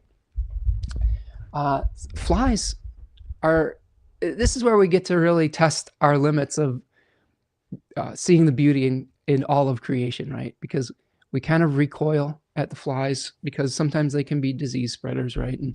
But flies, they perform such an important role in our ecosystems. They break down waste to turn it into something that creates future fertility. So Maru, with the flies coming with you, they are showing you that these things that you're breaking down in your life, these symbolic deaths, they can lead to that future fertility in your life. They're transformative. They're achemical, right? They're masters of alchemy. Flies are. I bet we haven't really contextualized flies as achemical masters before. I won't like be like hoarding that, but I think it's like that's kind of one of those moments like, yeah, flies are alchemists, right? That's cool. That's cool to think about it in that way. So Just appreciate the alchemy of the fly, my friend. Not just the card, you. Yes, Javier, absolutely. Okay. So let's keep looking at how this might unfold. Let's look at some of the other things. There are a couple other points of emphasis. So we talked about Saturn as host, and it's traveling with Neptune. I will also say that Mercury is going to be in a malefic enclosure for not very long, for maybe an afternoon. I'm kind of nervous about this now because I tried to schedule kind of a Zoom meeting with my family, my extended family. I've been having a really nice time connecting with parts of my extended family and seeing their faces and just kind of trying to reach out and birth that, right?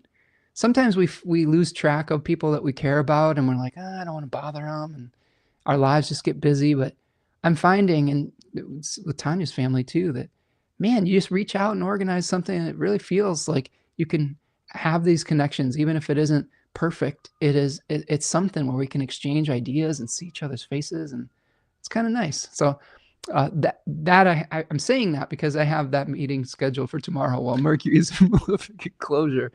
So maybe be careful about your particular. Whoop. Oh man. Speaking of Mercury and malefic enclosure, my headphones are breaking. This is a problem.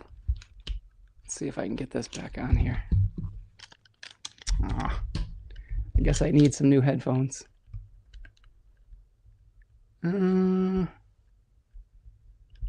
Hold on.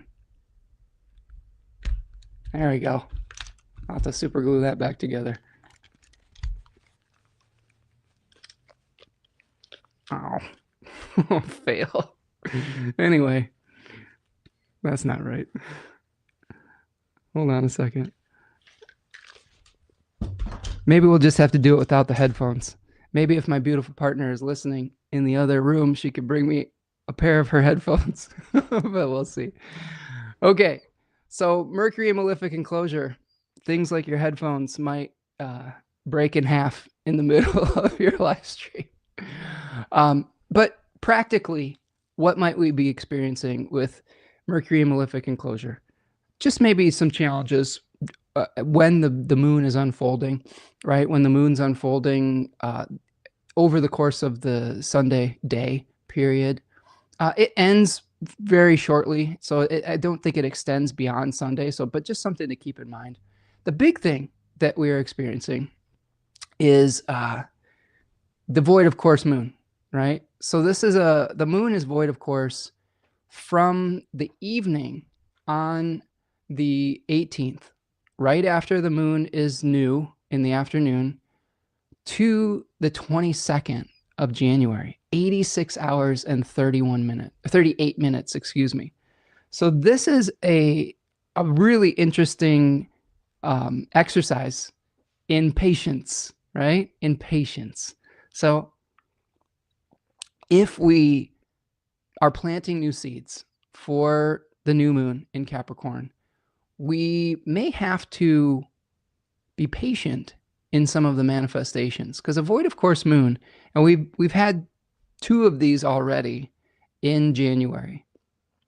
Basically, it means that the moon isn't making an aspect for 30 degrees, and that can cross sign boundaries. It's not making an aspect to a traditional planet, and it can cross sign boundaries. And this is the Hellenistic definition. I believe this was one of the points of argument within the community recently that led to just people, I don't know, manifesting their shadow selves on some level. But we've had these periods of time this month where really it's more about how can you continue on things that you've already started, right? When we start something new under a void of course moon, it can often be described as being nothing will come of the matter, right? Where it can be really difficult to hold on a second. I really could use these headphones here. It can be difficult to see it manifest on the physical plane. I'm going to take one second. I'll be right back. I'm going to go get some headphones. Thanks for hanging with me. We've had a little snafus today, but I'll be right back, friends.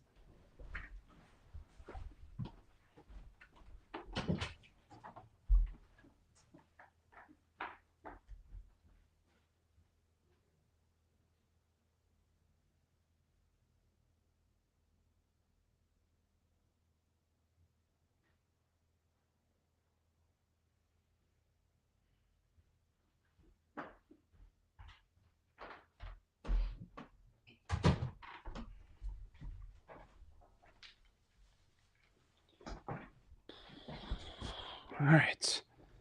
I have a backup set.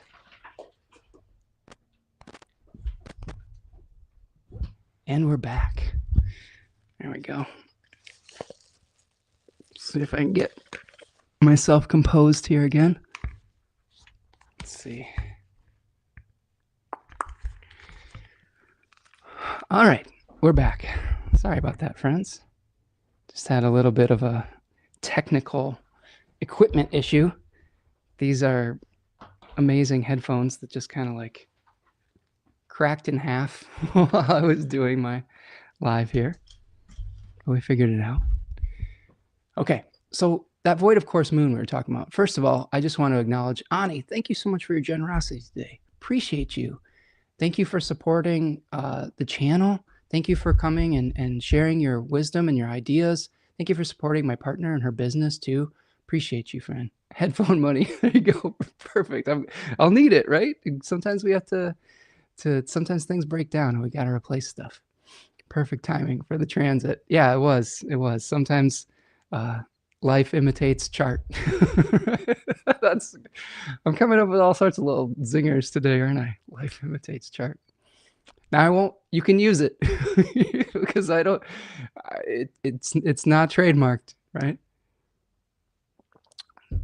I think one of the things that is fun sometimes, though, it's like I think people like to just be acknowledged. You know what I mean? I think we could share ideas. One of the things I'm really into is if I have an idea that I learned from someone, is just giving that person a shout out. You know, like our lineages are really important, and I think that that's something that makes us feel good when we share those ideas. But you know, that's just the last vestiges of ego too. So at some point, we just have to release that as well. Okay, so the moon void, of course, from the 18th to the 22nd, 86 hours. So this is from, you know, from Sunday night all the way till Thursday. We may be having some challenges just with things just not being able to coalesce the way that we want after we've put out our intentions at the new moon. So do me a huge favor, friends. If you're into intention setting, if you utilize the new moon for like magical ritual or things of that nature, just be patient with the outcome. You know, realize that Saturn gives its gifts slowly over time.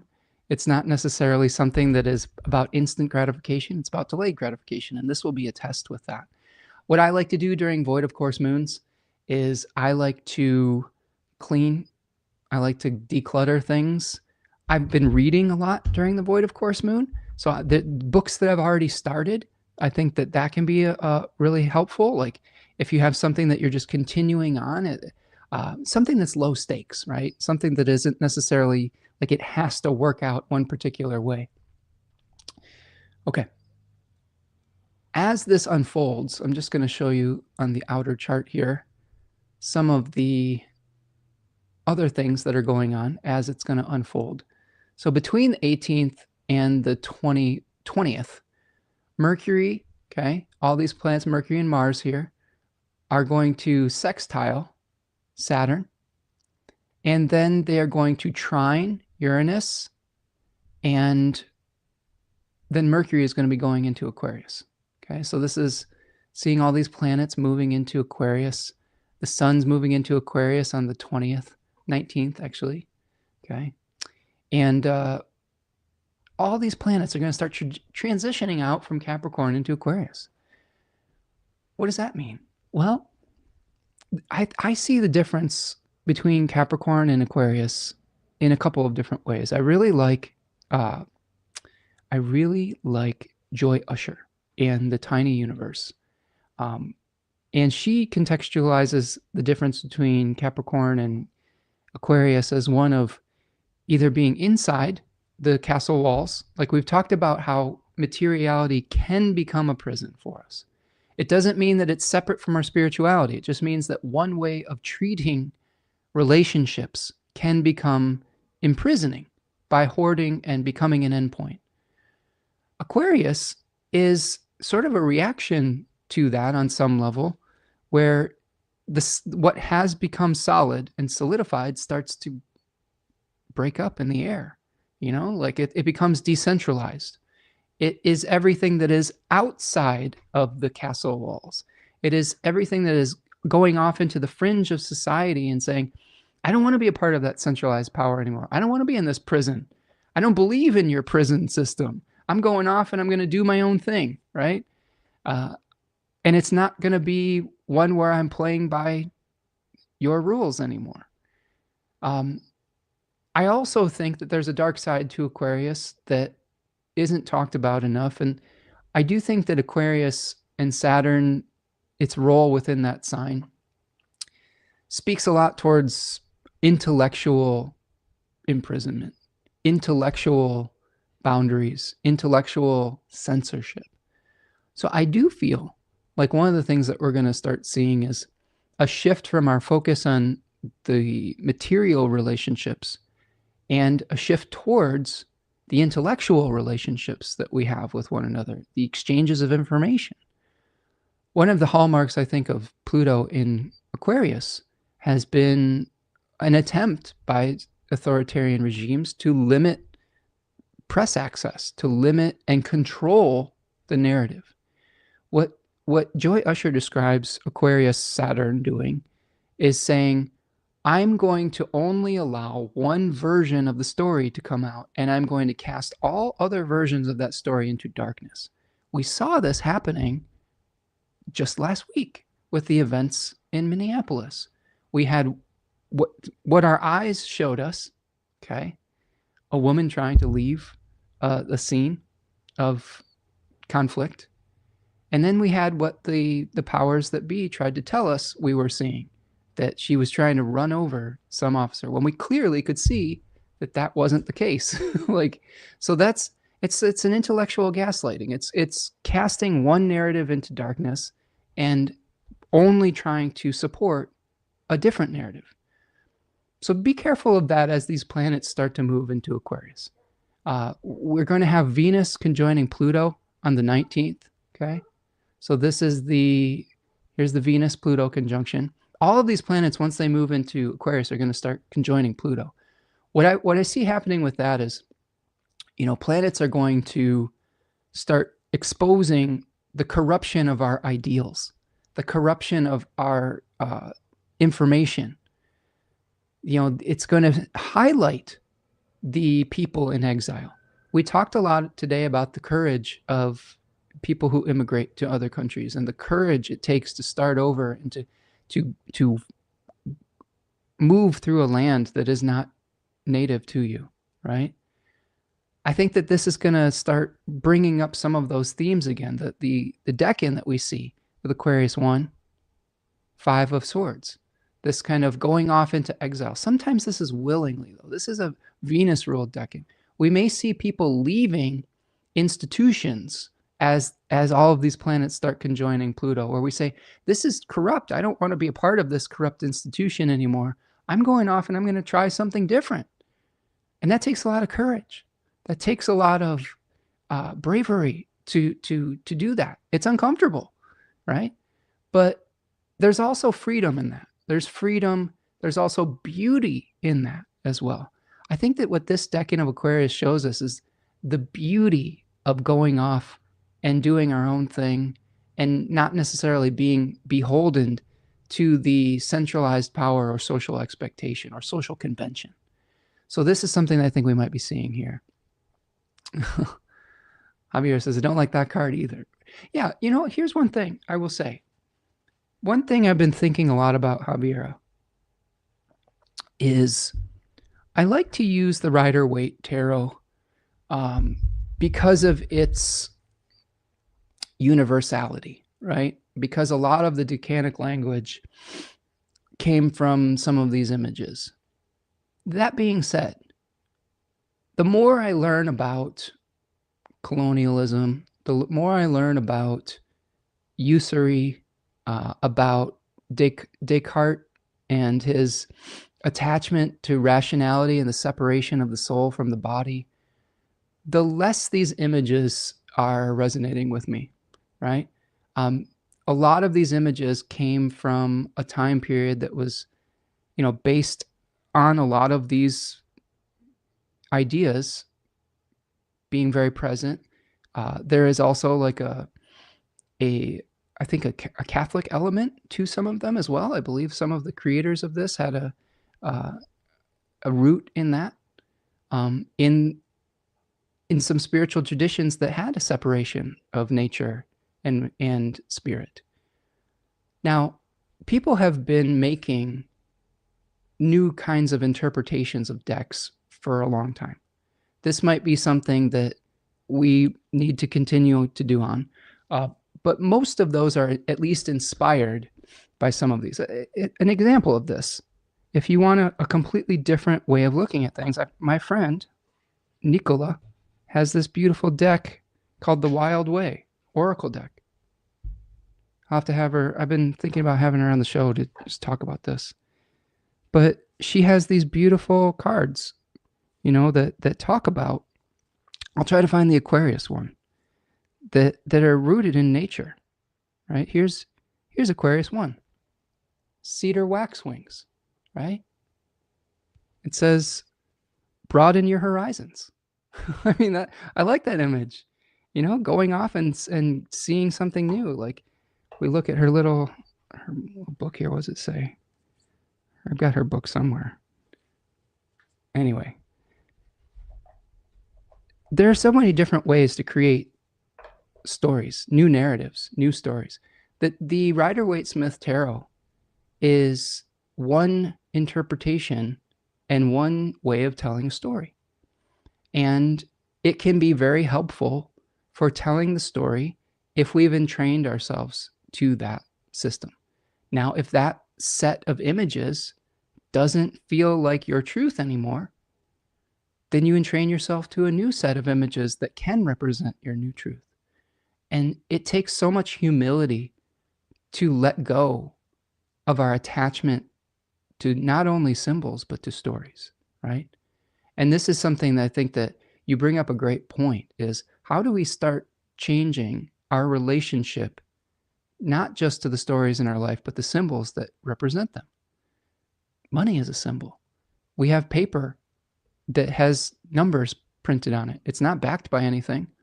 Intrinsically, the piece of paper isn't worth much itself, but we have a social agreement with one another that says, if you have a $100 bill, I will exchange it for this amount of things. How do we start thinking of a new story with that, right? Ani says, I'd love to learn more about her tarot cards being her own. I love esoteric art decks drawn with skill, especially if there's a natural correspondence. Yeah, there's so many great decks out there, and just find one that resonates with you. I do think that learning about the decans, I liked using the Rider-Waite-Smith deck because it has, I think symbols work in this way. This is kind of a interesting way of thinking of things. It's not that we can just entrain, well, we can entrain to whatever we want, but symbols can take on extra power if people collectively have been entraining to them over a long period of time. And this deck has been collectively entrained to for over 100 years, and it makes it very powerful. It's a very, very powerful oracle.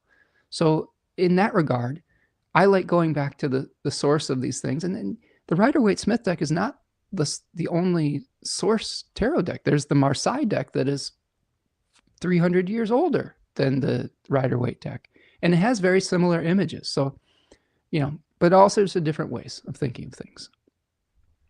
Javier says, I just started doing that, looking at my other decks for insight on the decans. The 4 of coins in this one is a dung beetle hoarding for pink or purple clover flowers. Okay, let's look at it. Yeah, that's neat. I wish I had my book is kind of far away here. but I'm kind of looking through this here. I love the images. I just love the art on this deck. The Wild Way Tarot by Nicola Allen. She's from Scotland. And this deck it says Legacy. And this has two deer. Two like beautiful deer amongst the ferns in the forest, right? And she's drawing upon animals native to Scotland. And I think this is another angle to look at this as, what are we passing on? How do we take responsibility to preserve something for the future generations as well? Yeah, there's my stink beetle, right? From your cards, right? Yeah, bring her on. Yep. The entrainment brings the archetypes to life. Exactly. Yeah. Keep playing cards to remind me. Yeah, right. The playing cards are the kind of the original tarot deck on some level that you get in a normal deck of playing cards. Winter says, that's a great deck, the Gentle Tarot by an indigenous artist named Mari. Unfortunately, it was a limited first run, but I think they're working on a second edition. They have a pocket edition available. I'll have to check that out, the Gentle Tarot. I'm going to put this in the Gentle Tarot, just so I remember it. Yeah, because I will say this. There are many of these images that are rooted in colonialism, especially the Two of Wands, which is the decan that Saturn and Neptune are moving into. That shows images of Alexander the Great thinking about what territory he wants to conquer. Now, that being said, while we have negative associations with that, we would be hard-pressed as a community to not see some of those themes being played out in our collective reality, right? You have these planets moving into the first decan of Aries, and we have a lot of saber rattling about annexation of territory. So there is truth that comes through that. But how do we start manipulating the story towards one that is more gentle, inclusive, cooperative? There has to be ways to do so. Okay, nice. Love it. More decks. Lauren says, the deck you're showing is a good base language, a common English. That's what we can appreciate about it. It's long-standing artistic survival, a generational feel through imagery, like a black and white pic can offer in essence. Exactly. There's somewhat of a standardization, just like we can have similar feelings about Hellenistic astrology. It can be somewhat of a standardized language that we can sort of sometimes make some little adjustments here and there that people have done over the course of time. But the core essence of those symbols remains. The core essence of Aries 1, for example, may be severing and separating and severing from a collective to go your own way, right? The core essence of Aquarius 1 may be leaving behind some kind of familiarity in search of something beautiful in a foreign place. Maybe these cedar waxwings that we see here in this card that Nicola was talking about, I don't have her book in front of me, but maybe they're migratory. Maybe they're going off in search of tasty berries somewhere else that's not their normal home. So there's all sorts of different ways to see how those things are going to manifest, and maybe in a nonviolent way, right? Okay, so let's keep going here. Venus conjunct Pluto on the 19th. We have, let's see, I gotta pull this down here. We've got Saturn sextiling Uranus and Mercury moving into Aquarius on the 20th. Okay, so this is on the 20th. Now you got Mercury getting ready to Cazimi, right? The first aspect, this is crazy. The first aspect of this new moon is 18 degrees Pisces, trining Jupiter retrograde. The first traditional aspect on the 22nd. That's the end of our void, of course. So normally we would have an aspect that would happen much sooner when the moon separates from 15 degrees from the sun. But in this case, it takes even longer, right? So oftentimes the first aspect can show us sort of whether it's going to be easier or harder, you know. And with this trine to Jupiter, maybe there's some positive things that come out of the seeds that we're planting, right? Maybe there's some real positive things that come out of the discussions that we're throwing around today, and becoming curious about new narratives that we can create for our communities that will uplift each other. Mars is going to sextile Saturn and Neptune, trine Uranus, and then move into Aquarius between the 20th and the 23rd. Okay, so this is a pattern that we talked about a lot in the astrology of January. Planets sextiling Saturn and Neptune, trining Uranus before moving out of Capricorn, and then moving into Aquarius, and then they will conjoin Pluto. The Mercury cazimi is on the 21st, as you can see here, with 1 degree Aquarius. New ideas, right? New ideas coming that might be outside the box thinking. Maybe we're so fed up with injustices that we're like, I don't want to participate in this anymore. Maybe we've been giving money to a company that we don't agree with, and we're like, I don't want to invest in that anymore. I want to completely demonetize this part of my life. Maybe instead of, I have to think of some practical examples of this.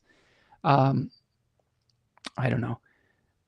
Maybe instead of going out to eat one night, you have a potluck with your neighbor, right? And each person brings a dish.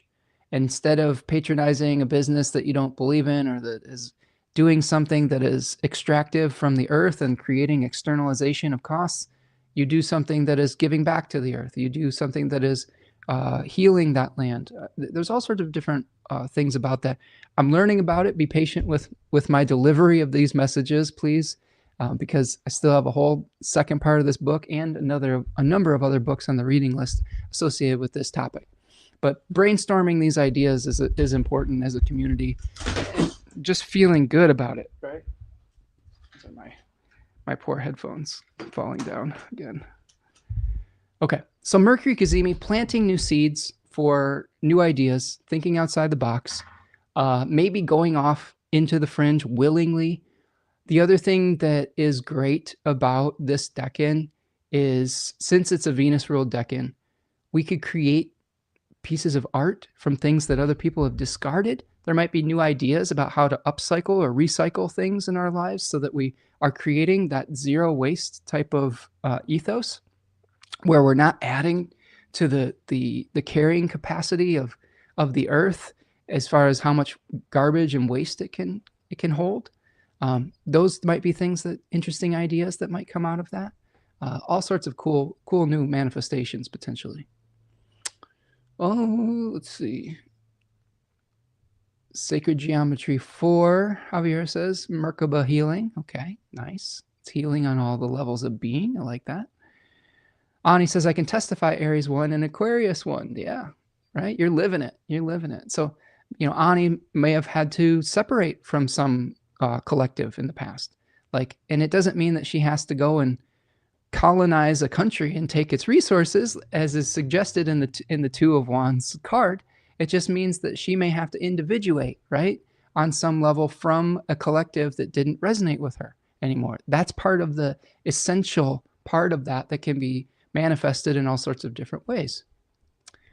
Lauren says we should feel comfortable and stand in that low level energy to understand the people before us. To be unable to stand in that energy would be a mess too, I think. To pick up a book off your grandmother's shelf may shock your energy a bit with the density of what's hidden inside, but it's important to acknowledge what those before us had to carry for our load to get lighter in time, and to learn what dark energies to discard or ascend. Reading any old encyclopedia could really freak you out, but it's important to know what was. I agree. And this is what's great about how Charles Eisenstein contextualizes the last 10,000 years of monetary currency.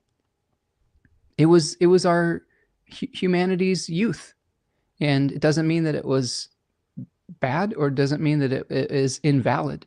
It means that it was an evolving, right? It means that it was a beginning. Yeah, Lauren says in regards to the heaviness of tarot image. Yeah, there you go, right? We learn, without getting it down too much of a rabbit hole at this, friends. I love these conversations. I just, I have to be careful about how long I go on. You're bringing up a good point, because when we deal with especially decanic images, Decanic images, friends. I will guide you to my talk on the decans called Face Off. It's on my channel, Face Off. It's free here on YouTube. It's like 2.5 hours long. It's a history of the decans.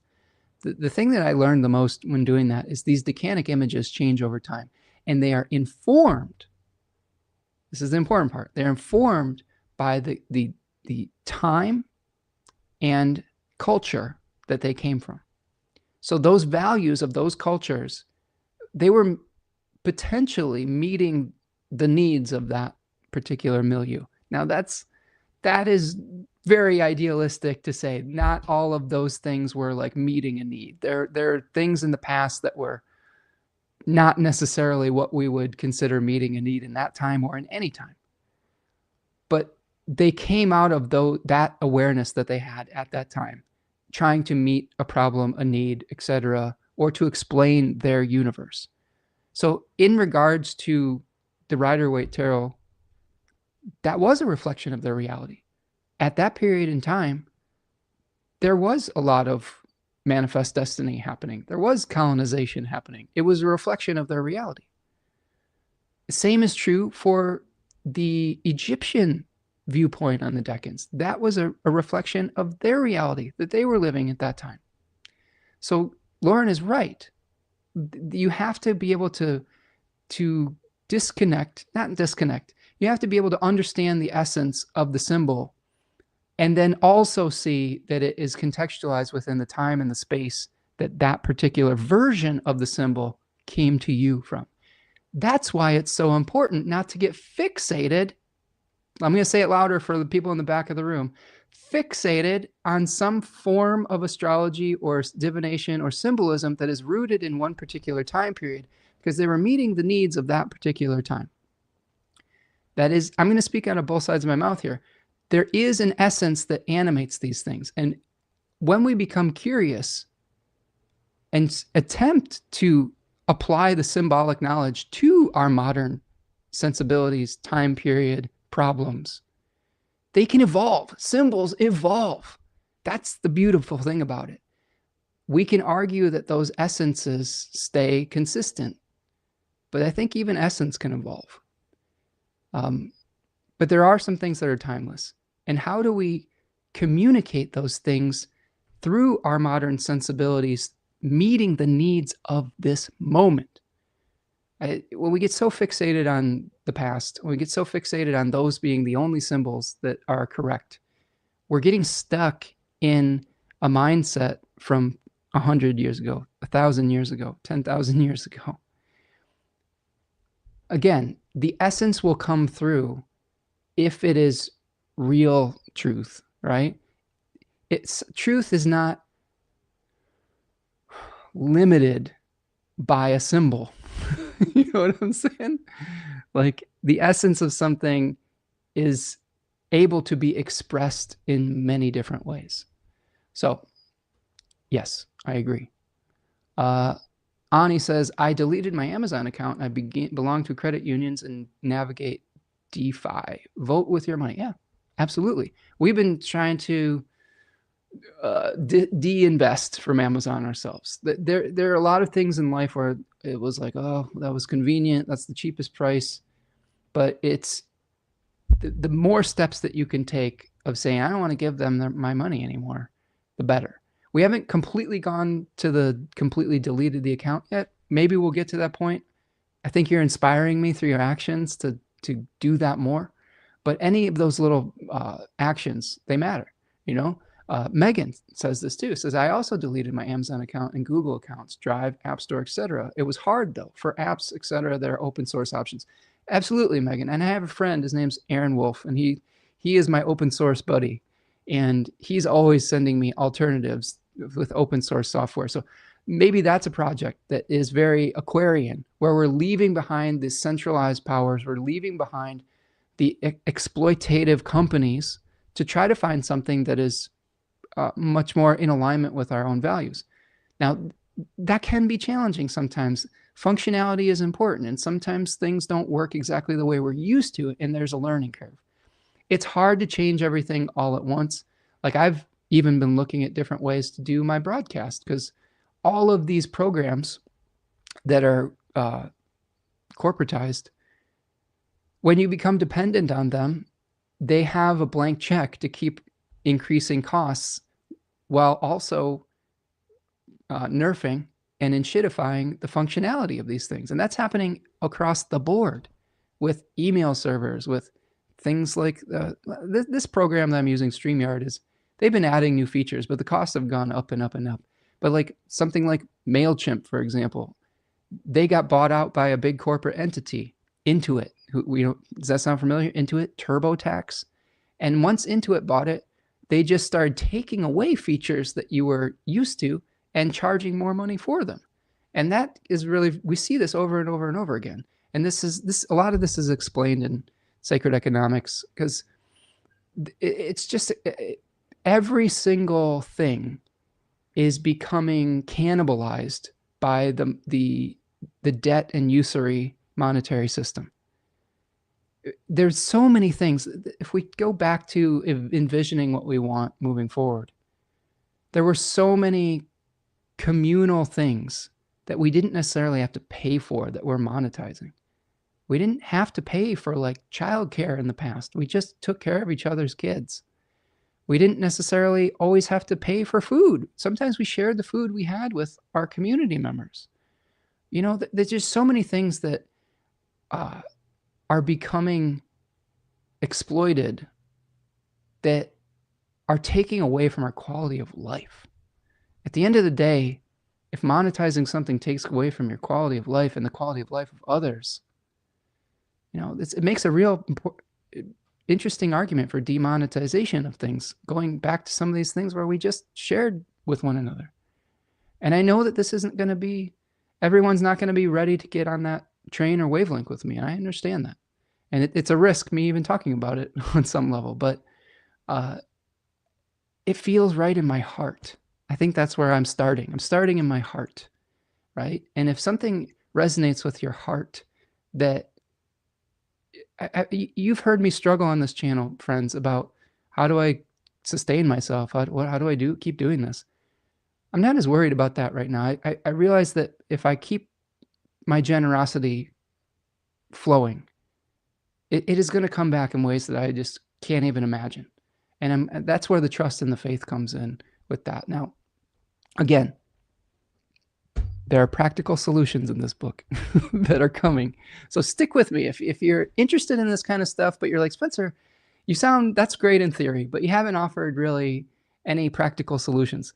Stick with me in the weeks ahead. I'm learning about it. I'm trying to deprogram from some of the things that got us to this point. To me, that's how my daughter the other day was like, you know, I want to save the world and I'm going to do all these things to save the world. And I was like, yeah, maybe start smaller and, you know, in my Virgo stellium way. And then she threw it back on me. She's like, well, what are you doing to save the world? I'm like, I'm reading this book and I'm talking to you about these ideas. Like I just got done reading the first couple chapters and I started talking with her about it. And I said, I'm sharing this knowledge with you. And to me, this is going to the very fundamental core of what our issues are, which is we believe the myth that more for me is less for you, or less for you is more for me, right? That's the myth that is driving all of this, all of it. And by learning more and expanding our consciousness and then sharing those ideas with others without restraint, you will save the world. I told her, this is the tiny spark that lights an enormous fire of consciousness and light. If even one person benefits from some of these ideas and they share it with someone else, it's just unstoppable. That's how fire works, right? So don't ever think that what you're doing is meaningless. Don't ever think that learning something new isn't saving the world. But if you do learn something new, share it with somebody. Don't just hold on to it. Don't hoard it. Don't copyright it. You know what I mean? Don't like put it behind a barrier. Share it with the world. That's how you're going to save the world. Lauren says, I think it'll be interesting too when Neptune moves into Pisces, and we have been presented through media, print, movies, and Instagram an illusionary and beautiful outward world that we can overly convince ourselves that the artistic world we created is the world that we live in. But when Neptune moves into Aries, all will be seeing more what can stand the heat. I agree with that. Ani says no one raindrop is responsible for the flood, but systemic bureaucracy reinforces a half-true narrative that we have individual impact. Movements require grassroots cooperations, trickle-up economics. I agree with that too. I was seeing something where someone was saying, I was listening to a podcast where they were talking about game theory and how destructive it is to think of in the terms of zero-sum economics, where if I win, someone else has to lose. You know, the one thing that was coming out of that for me was the argument that we have to build trust with one another. If we don't trust somebody, like let's say that we don't become trustworthy. Yes, an individual who doesn't follow the trust game, right? That doesn't play by the rules, play nice. They can accumulate more power and wealth and resources than an individual that isn't doing those things exploitatively. But the argument they were making is that that one individual that is hoarding, that is becoming an endpoint, that is extracting and externalizing costs, is not more powerful than a collective group of people that are playing nice and cooperating with one another. That was a huge like aha moment to me. I was like, yeah, yes, we gotta work together. We're not gonna beat the authoritarians and the billionaire oligarchs as individuals, but we will as a community of doing the right things and sharing and cooperating with one another. It's a big shift in consciousness, right? Lauren says, convincing ourselves that the artistic, saving the world requires getting wise to the reality that we are younger. Indoctrinated education isn't helping. I agree with that on some level. I think that it depends on what the education is, right? I think that, I don't know. I don't know if, I guess I will have to ask for more clarity on that. I don't think we should dismantle education systems. I don't think everyone should be homeschooled or things of that nature. But I do think that there are definitely narratives that we've been given that are destructive, like pledging allegiance to the flag, kind of thing. Like those kind of things are indoctrination, right? But there's other things where we're learning things in school that are valuable, and we're learning how to have relationships with one another. So I think that there's nuance for sure. Open source forever, yeah. Yeah, I think that's something that a project that I'd be interested in learning more about, more open source type stuff.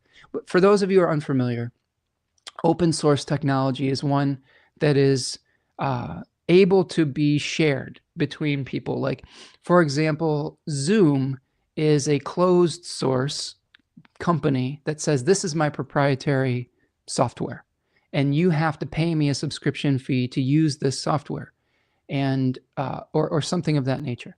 Open source is where the code, anybody can use the code to create something. It's shared freely, and there's ways to build on someone else's ideas rather than someone closing off the doors to that technology. And there's a huge movement to incorporate that into more of the way that we live. Okay. The only way to win is to defect. There can be only one. See the trend? Book suggestion, Matt Ridley's The Origin of Virtue. You'd appreciate this short read, Spencer. Okay, cool. I'll check that out. I love all the book suggestions. Here, let me put it into the search so I don't forget it. So I've got the Gentle Tarot open here. The Origin of Virtue.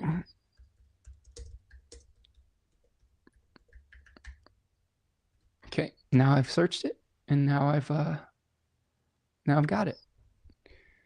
Keep the book suggestions coming, friends. Although I will say this, after reading a lot of this, my tendency to be a book hoarder, I'm just running out of space. I'm starting to be like, you know what? These was a wonderful invention? The library. because I can read a book and then I don't have to house it. So I may have to see if I can find these at the library or something of that nature. I'm also open to being gifted books if people want to send a book my way. I've gifted a lot of books to people over the course of my life, and I always like seeing things come to me. So that's also a possibility. Okay. Mercury Kazemi. I think we've talked about that a little bit. New start for ideas, maybe a decentralized idea that is moving out from the centralized power, like we were talking about divesting from things like Amazon or companies that are externalizing costs and exploiting the earth and developing nations and things of that nature. This is one thing that I've always felt this, but Charles Eisenstein has given me verbal delivery to that.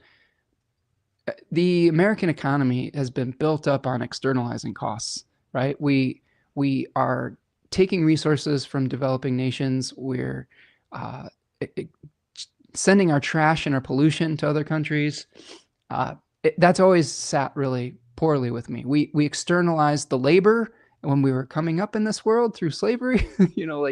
There's got to be a different way. We can't keep on this way. There's just no one left to exploit anymore. And I don't know if you are familiar with the imperial boomerang, but the type of things that we do in other countries boomerang back onto us. And that's what we're seeing now with some of the fascist and authoritarian things that are playing out on our own soil. It's the boomerang coming back around. We've exploited as many people as we can exploit. And now it's coming back and coming back onto its own citizens. So it has to be a different narrative that we start creating with that. Ani is clarifying, what I meant by indoctrinated education is the false history narrative. No common sense skills are taught, the mentality to follow rules, and you get promoted with 1,000 qualified acts. Yeah, I can agree with that. That's what I mean. The poor are taught to be good slaves in typical primary education in many universities. Change my mind. I think there's some parts of that, Ani. I think it just depends. It depends. I would resist making hyperbolic either or statements, I guess. There are some parts of education that are really valuable. And even in the system that we have, there are some excellent teachers that are doing amazing work. There are also some stories that have outlived their usefulness and that are definitely indoctrinating people into a certain capitalistic lifestyle. So both things are true. And I think that there are adjustments that can be made without necessarily destroying the whole thing, although I reserve the right to change my mind on that too. Yeah. Ani says, that's why I said most and try to avoid broad generalizations. Yes, glad I lean to spell and maths. Very useful. Learn to spell and maths. Yeah, exactly. Like learning how to read, learning how to, do arithmetic. Those are valuable skills. Learning, the ways that science and ecosystems work. Yeah. Anyway. Okay. I think we're just getting long in the broadcast here, Ani. I think we're getting to the point where we got to power through this. We've had some I love these conversations, by the way. And for those of you who are still hanging with me, you're the real ones, all right? Because we've gone on a lot of different diverse directions. But I think a lot of it's rooted in just trying to visualize what kind of systems, like this Capricorn is a system-based sign, I think. What kind of reality can we organize that will be supportive to us rather than detrimental? I think a lot of people are feeling like this just doesn't work for us anymore. There's got to be something new that we can do. So this is an exploration for that. And just really appreciate all of you who have been contributing your ideas and your perspectives to it. I think it's important. Okay. 23rd, that's when we get the sun conjoining Pluto. Okay. Whoops. Oh, we went a little too quick here. So the sun is going to conjoin Pluto on the 23rd. I would say some of the nuance with this, think about the quality of each planet that's conjoining Pluto. When Venus conjoins Pluto, there could be something that's unearthed in our relationships, in our artistic sensibilities, in our desire nature. Sometimes Venus can also be a universal significator of the feminine principle or of women in general. So there could be something that's revealed with those types of themes potentially, but in our ability to create harmony with one another. The sun, it generally can be a universal signifier for people in authority, people in power. So when the sun is conjoining Pluto, there could be something that is revealed, a corruption that's revealed through leadership qualities. And then when Mars is moving through here, that's when we are really seeing kind of the desire to take action, the desire to separate conflict energy, and maybe the corruption that can come through conflict comes when we have Mars and Pluto coming together. That can be a difficult one too. Before we get to that one, we do have a first quarter moon on the 25th.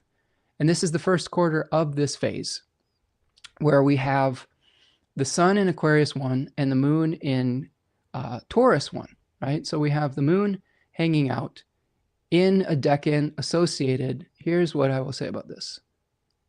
So we have a lot of themes in Aquarius 1 with going off into the fringe, feeling in exile, feeling cast out from the centralized power, force, etc. We have the moon in a decan that is exalted, where it is very fertile, where it is associated with making a plan for future abundance. What I will warn you about with this first quarter moon is that first decan is also called the Lord of Worry, where because we may be fearing scarcity, we're making a plan. Now, I will go even further with this and say, how do we make plans that take into account the realization that the Aquarius sun gives us that we are all connected? So if we're making plans, if we're thinking about how to create abundance in our life, how do we create mutual flourishing? How do we create abundance that enriches others as well as ourselves? So this could be part of the challenge of this first quarter moon, potentially. And then we have a really big transit on the 26th where Neptune's moving into Aries, right? So here is 26, Neptune's moving into Aries right here. Big shift for our collective projections, for the way that we dissolve into nothingness or interconnectedness with one another. We might be starting to glamorize different things. You know, in Pisces, we are glamorizing our emotions, our compassion, our magical ability to manifest from our imaginations and make it real. What do we manifest, or what do we glamorize when Neptune's in Aries? We've talked a lot about this in the channel in the past, but you know, there might be more of a glamorization of radical independence, of violence, a glamorization of colonization and annexation of property, because we talked about the Two of Wands energy that permeates that. We may also glamorize severing and separating from a collective to individuate. Now, there's ways that can be positive. It doesn't necessarily have to be violent, negative. We have to start thinking and brainstorming new narratives that we can tell about this without being Pollyanna about it, right? How do we create and make new starts? How do we have courage to start something completely new? That could be an Aries, Neptune kind of quality. How do we have the energy to break through our old narratives to start something new that is in service of the collective, not just in service of us as individuals? Because if you think about how we've organized society, especially American culture, a lot of it is every person for themselves kind of thing. Like, pull yourselves up by your bootstraps, go start a pioneering homestead in the middle of nowhere, and you're weak if you can't take care of yourself. Maybe the new start we need is that is saying that narrative isn't correct. Maybe the new start we have is one where we collectively share and help each other. That can also be an Aries thing. That's severing from the collective of delusion that we are all separate beings, right? That could also be a way that manifests. So start thinking about who you want to be and how you want to make a new start. The Mars-Pluto conjunction is happening on the 27th. This is another somewhat volatile position for Mars and Pluto, it may bring, if let's say we think about this positively, negatively, it could be an intensification of violence. We shouldn't beat around the bush with that. We have to be realistic about some of these things. Idealistically, we could be bringing up things that need to be dealt with and then having the power of Mars to get rid of things that we don't need. Maybe and especially in Aquarius, it could be ideas. It could be false ideas. It could be stories where we are eliminating the old narrative to be able to write a new story. So examine your beliefs around this period of time. Throw out things that keep you in isolation. Throw out paranoia that keeps you in fear. Throw out the old story that more for me is less for you. I mean, these are the types of things that you can utilize this energy in a way that is supportive of life rather than against it. Mercury conjuncts Venus on the 29th. Okay, so this is another kind of interesting moment of transition. The second decan of Aquarius talks a lot about moving from one shore to the next. So we might be smoothing our transition from one state of mind or one state of being to the next around that period of time. And then we have the full moon in Leo at 13 degrees of Leo on February the 1st. So this is a point in our lunar cycle where we're trying to balance out potentially moving forward from a new one shore to the next in that second decan of Aquarius, and potentially a homecoming, being validated and acknowledged. We might be thinking outside the box. We might have to balance that with the need for being acknowledged by our peers.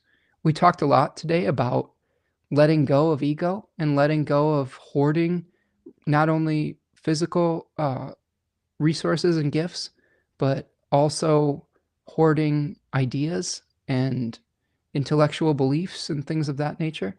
This might be a balance point with that, where we have to learn how to, I think, validate each other in a way that is cooperative. How do we be acknowledged for sharing? Right? How do we validate someone who is sharing things rather than hoarding them? How do we validate people who are working for the good of the community rather than just their individual greatness? This could be part of the story that we could tell with this full moon, but we'll talk about it. We'll talk about it in a future live stream.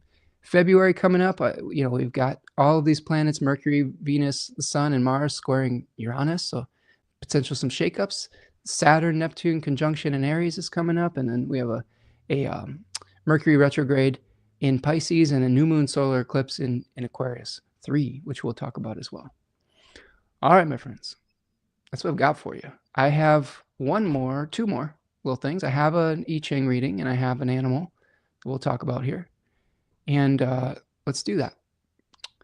So the hexagram that I have for you today is number 45, gathering together. Okay, gathering together. A lot of the themes we've been talking about. And it's changing to hexagram number 20, viewing, overviewing, oversight. To me, hexagram 20 has a lot of Aquarian type of qualities, and I'll read you some excerpts from Jack Balkin. So gathering together translates to gathering, massing, joining others, assembling, having a common cause, holding yourself together, pitching in, cooperation between leaders and followers. Fostering unity takes skill. Well, let me read the judgment first. This is the actual text of the I-Ching judgment. Gathering together, success. The king approaches his temple. It is beneficial to see a great person. Success. It is beneficial to persevere. Bringing a great offering means good fortune. It is beneficial to have somewhere to go. You hear that? Bringing a great offering. Fostering unity takes skill and patience. In order to bring people together, whether in a community, a charitable organization, or a business, you must give them a shared sense of purpose. You must give the group direction. Hence, the text says it is beneficial to have somewhere to go. Common goals, shared symbols, and shared beliefs unite individuals and let them feel that they are working for something more than selfish interests or petty concerns. It is the duty of leaders to instill this sense of higher purpose. The text speaks of the king entering his temple. In ancient times, rulers would lead their people by making a sacrifice to their ancestors. This sacrifice reminded people that they had common origins and that together they were keeping faith with something noble and valuable. Calling upon common ancestors and invoking shared traditions was a powerful symbol of community, which constituted them as a single people with a common history and destiny. In the same way, if you are called to bring people together, you must instill in them a sense of shared history and purpose. We've talked about this today with like our shared lineages with the tarot and with astrology, etc. You must give them something to believe in. You must bring a great offering, something that performs the same function as the offering to the ancestors and the ancient kings made. You must find symbols that people can rally around and express their joint commitment. Another reason why symbols need to be fluid. So we have to find things that resonate with us in our own time and culture. If we just get fixated on the symbol and having it to be exactly the same way it was in that historic time period, it won't touch us in the same way. It won't resonate in the same heart-centered way. The essence reaches us rather than we getting fixated on the rational part of the symbol, which is, there's always that story about the finger pointing towards the moon. All right. It's like I don't know if it's like a Zen story or something like that, but think about the finger pointing towards the moon. This is a story of like religious history where everybody gets fixated on this finger rather than the moon. The moon is the essence. The finger is the symbol itself, or it is the guide to the symbol. When we say this, my finger is better than your finger, and my nails are painted red. No, my nails are painted black. No, my nails are long. No, mine are short. Like, you're missing out on the glory that is the moon. You know what I'm saying? Like, who fucking cares what color your fingernail polish is? Look, it's a beautiful moon, right? So that's why these symbols need to be fluid. And there's other stories that mystics teach about, where they're touching a part of an elephant, which is the essence of truth. And they say one is touching the trunk, and they say it feels like a snake. The other's touching the leg, and the other says, yeah, it feels like a tree trunk, The other's touching the tail, and it's like, and then so on and so forth. But they're all touching the elephant, right? They're missing out that they're trying to describe something from one particular small viewpoint and vantage point. They're all right. They're just touching a different part of it, right? All right. Lonnie says, this is why the Israelis are so successful. Roots. The people have a spiritual duty, good, bad, only they are unified, and this I-Ching captures this essence. Yeah. Unification with a shared sense of purpose. Now, that being said, we have to be careful about dogma, right? We have to be careful about getting so invested in and attached to that symbol that comes from one specific time period that we don't update them, that we don't continue to let them organically change. Okay. Let's see. So this is two changing lines. The first changing line is at the fourth place. It says, great good fortune, no blame. Line 4 is the position of a loyal minister who works with and supports the leader. The text suggests that good fortune comes from accepting this role and performing it faithfully. When you gather people together and work with them for the greater good, you need have no concerns. Your unselfish behavior will benefit everyone, including yourself. Help the leaders and be willing to do your part. Put the interests of the group above your own, and it will bring you and the group great success. Okay, so we've been talking about this all day long. Like when you act in the service of the collective, you as well benefit. You are part of that collective. When you keep the earth healthy, you have clean air to breathe. When you don't pollute into your local waterways, the fish that you eat from those waterways is not polluted with mercury and bullshit. That's the realization that we're all one, right? You can't take an action that doesn't affect yourself, even if you're contextualizing it by the way that you treat other people. It's that golden rule, right? Treat others the way that you want to be treated. It's really that kind of that simple on some level. 6 at the top. Lamenting and sighing, floods of tears, no blame. It says, you have tried to join in and make a contribution, but your efforts so far have not been appreciated. Do not blame yourself. People have misunderstood you. Re-examine your position and try to understand why you have failed to communicate your true motives. Express your regret and your sense of hurt openly, but without rancor or accusation. Then people may change their opinions of you, and it may be possible to join with them after all. So this is an interesting one. I mean, I'm thinking about just our talk today and trying to explore different stories of how we organize our society and each other and our choices. It's very easy for someone maybe to come in and see one tiny piece of it, misinterpret it, and feel upset by it. There may be people that have a different worldview and perspective that could be misinterpret what we're talking about today. And you know what? That's okay. Like that's part of the process of trying to ferret out what we are really trying to get to as a community. When we have new ideas, not everyone's going to agree with us. That's the beauty of co-creating with others. Somebody might have thought of something that you didn't. And then if you add in their perspective and see if you can find common ground with that, then you find something that works for everyone. So this is true with what we're going to see unfold with this new moon too. You may be trying to establish some new structure within your life. You might be experimenting with it and trying to do something that's for the good of the collective. You might make a mistake here and there, or you might just have a little blind spot about something. That's when you welcome in other people's opinions, welcome in other people's input, so that what you create together, like we talked about, a community that is cooperating with one another is much more powerful, even if they are playing by the rules, than someone who is not playing by the rules as an individual and exploiting people. That community is much more powerful. This is why people don't understand that, yeah, the oligarchs have some power right now, but we have an enormous amount of power as a community, like through like the actions of like general strikes, through voting with our dollars, through some of the actions we're seeing in places that authoritarian paramilitary forces are going into, through the protection that people are putting out there towards the most vulnerable populations. Humanity has always been more powerful when they work together than when they have been separated and isolated as individuals.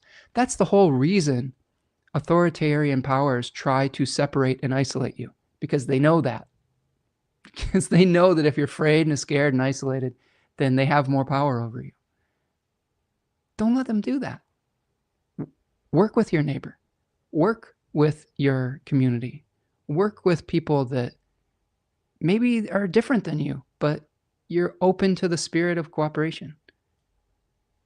That's how you become empowered against forces that you feel are greater than you. I know that a lot of people have been coming to me like, I feel so helpless with all of this. That's because you've allowed yourself to believe the narrative that you're isolated, that you have to do it yourself. And if you try to do it yourself, you won't win. That's the stark truth of the reality that we're facing right now. If we try to go about this as isolated individuals, we're not going to win. We're not going to save the planet. We're not going to overcome authoritarianism and fascism. We'll lose. But if we work together, man, unstoppable, right? If we work together to take care of this planet as a lover, rather than just as a mother that we're exploiting without any return. If we work together to protect each other, we work together to share ideas rather than hoard them, share resources and share gifts with one another rather than hoard them or desecrate them. We're so powerful. I mean, I'm just overwhelmed by that feeling of how amazing that could be, right? Hexagram number 20 is viewing, observation, contemplation, serving as an example, taking an overview, understanding, self-examination, spiritual connection. Inner clarity leads to successful action in the outer world. I've said that a lot on this channel. I really truly believe in that, right? It says viewing, the absolute ablution has been made, but not yet the offering. Filled with trust and sincerity, they are reverent and dignified. The text describes a religious ceremony in ancient China, which the leader first pours out a ritual libation and then makes a sacrifice in front of the people. The text focuses on the magical moment between these two acts, when all attention is focused on the leader. Religious reverence and spiritual contemplation are at their height. In the Book of Changes, this hexagram is a metaphor for contemplation. Contemplation does not mean turning away from the world. Rather, it means taking the time to understand the workings of the universe, one's own nature, and one's place in the world of continuity and change. Contemplation is more than the accumulation of bits of knowledge, more than the assimilation and memorization of true factual propositions. It is a profoundly spiritual practice. Through opening oneself to hidden realities and to the possibilities latent in the world, the self is transformed. People who are able to contemplate themselves and the world with utter clarity are thereby imbued with the power to change themselves and the world. Their understanding gives them an uncanny spiritual force that naturally emanates from them and influences others. Sensing the power of their thought, others look up to them and follow them. This is the connection between looking and being looked up to, between contemplation and serving as an example for others. It is the connection between inner truth and outer effect. The challenge that you face now is to take a new look at the situation. Put aside older ways of imagining things and take a broader view.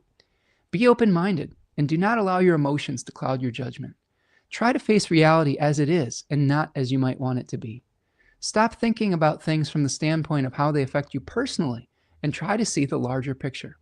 Consider the origin of things and how matters arrived at the present state. This is what we've been talking about all day, friends. This has been my project. How did we get here? How did we get to this? I want to understand how we got to this point, right? Let's see. Consider the origins of things and how matters arrived at the present state.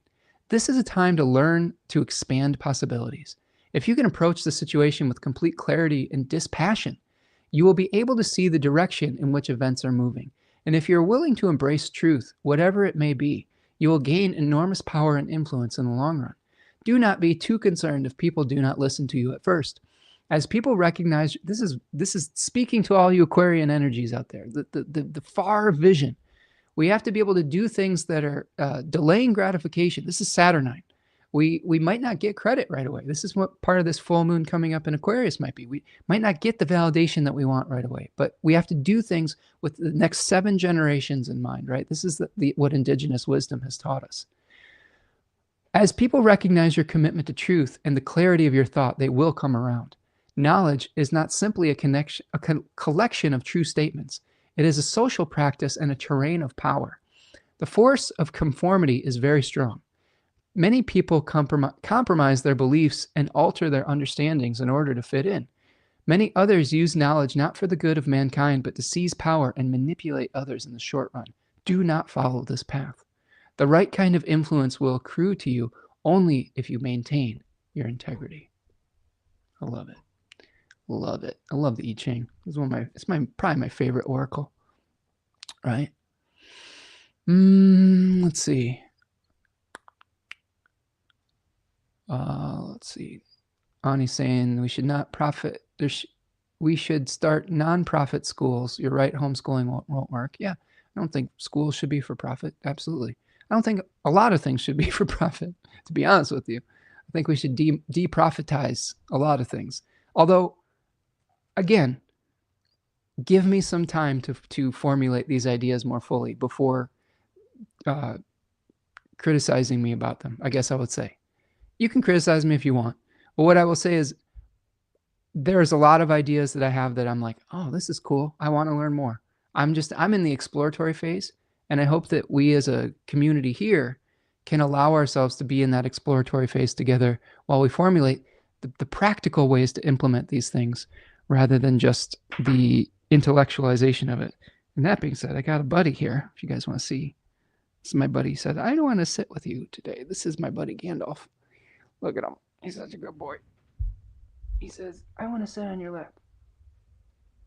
He's been taking a nap right next to me. But now he's like, why are you picking me up? You're picking me up. Sirius says, going to cancel Netflix and Disney subscription. How Mercury Cazimi next to my Mercury Venus in the first decan Aquarius.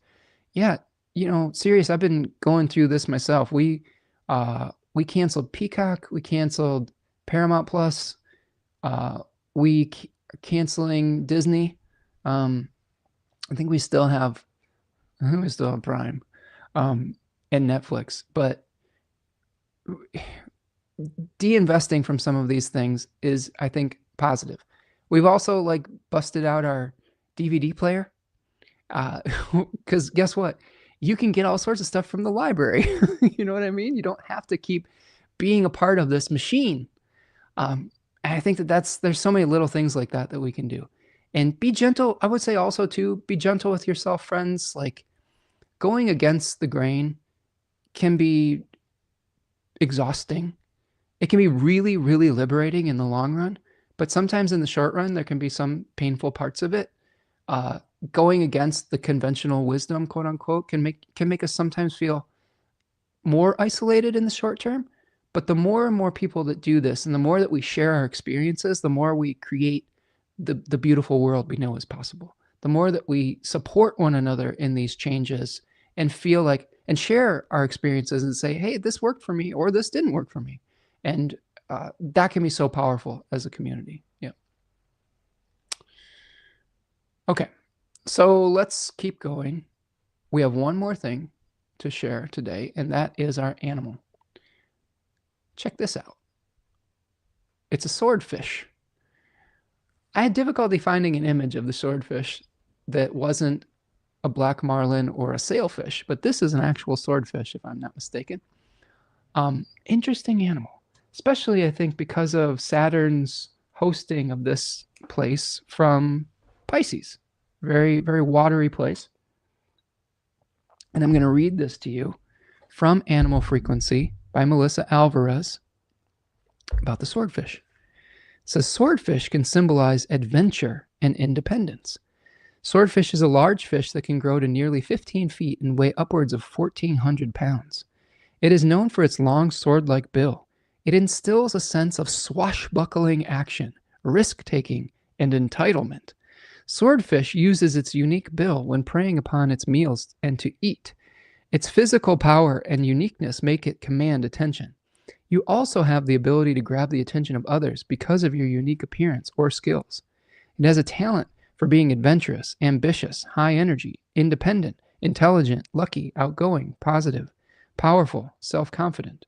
It has a challenge of being arrogant, of bullying, of being cutthroat, risk-taking, ruthless, tactless. Some of the negative things sometimes associated with Capricorn is a ruthlessness, a desire to achieve the goal by any means possible, right? When swordfish appears, it means to live life to the fullest. You are an energetic, proud, but sometimes eccentric person who has big ideas and dreams, and you aren't afraid to go out and grab them. You're highly intelligent, adventurous, and work extremely well under pressure. You have a positive and happy outlook on life and are able to infuse those feelings into others with your outgoing energy and bubbly personality. Swordfish can take giant leaps out of the water, which indicates that you are willing to expose your inner self to others in order to spread positivity in life. You have a lot going for you. Things seem to always work in your favor, and you're at the right place at the right time. When things are always going good, it is easy to feel entitled to the great things you receive. Feelings of entitlement can change your personality because it is a negative trait. Swordfish warns you against developing this trait because it will slow down your forward movement and change your path. When you feel entitled, something will occur to somewhere down the road to show you that you are not. This animal assists you when you need to win. Swordfish can help you fight through any obstacles in your path with ease. You don't pay attention to the viewpoints of others when you're actively progressing to your goal. You can have tunnel vision and not see the waves you're creating when others get in your path. While you like to create waves, you enjoy seeing the shock effect and often find yourself in the midst of controversy. Swordfish encourages you to look in all directions as you move forward so you don't create waves so large that they will be difficult to overcome. When you're having a rare moment of weakness, Swordfish will give you the power to swim with enduring strength. Swordfish also helps you when you need to be more organized, are developing a strategic plan for a new big idea, or putting together a new wardrobe that is sure to grab attention. So, I think this is a warning when we're exploring these new ideas. when we're exploring new structures within our life with this Capricorn energy, be careful about being single-minded. Be careful about feeling like the world owes you something. I think this is in alignment with what we've been talking about. I think when we go to when we start to go to the collective and say, I deserve this because of this, I think it's backwards. I think that what Swordfish is saying to me is what can we give to the collective? I mean, it's cliche, but it's sort of the JFK kind of thing. What can, instead of asking what your country can do for you, ask what you can do for your country. And this is not even just with your country. Instead of asking what does life owe me, how can you say, how can I contribute to life? How can I contribute to this beautiful planet, to this beautiful mother, this beautiful lover, this beautiful child? How do I contribute to my community? How do I share these things? How do I do so in a way that isn't stepping on others? This is often, like I said, often a criticism of Capricorn energy is that goat is getting up the mountain and they're gonna get there come hell or high water. But sometimes if you step on other people's heads to get up that mountain, well, you're going to find that you're very alone. And when you're exhausted at the top of that mountain, there's no one that's going to help carry you down the other side. And I think that these are important things to remember. And I think Swordfish can teach us that as we're exploring. But it also gives us the energy to explore new things. I think that the spirit of exploration is going to be important for 2026. How do we explore in ways that are in alignment with our highest potential, our highest integrity, and that are contributing to not only our own good fortune, but the good fortune of others? All right, my friends, that's what I've got. Javier says, cutie swordfish. It is kind of a cute little animal there, for sure. It's very colorful. It's a beautiful animal. Ani says, accountability and stewardship of what we are all entitled to share. I like it. There you go, right? We all are being gifted life. And what do we do with that gift? Do we appreciate it or do we waste it? We've all been given the gift of this beautiful planet. Do we take care of that gift or do we abuse it? These are all questions to ask. Maro says, this has been a beautiful journey. Thank you, Spencer. Thank you, Maro. Appreciate you, friend. I hope everything's going well over your way, you know? I know sometimes we focus on sometimes the stuff going on in America here, but I hope all of you friends across the pond and in different environments and different countries and areas are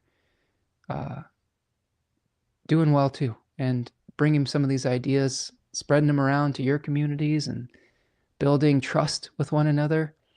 I hope that you won't lose some of your faith in us here in the States that are going through some stuff.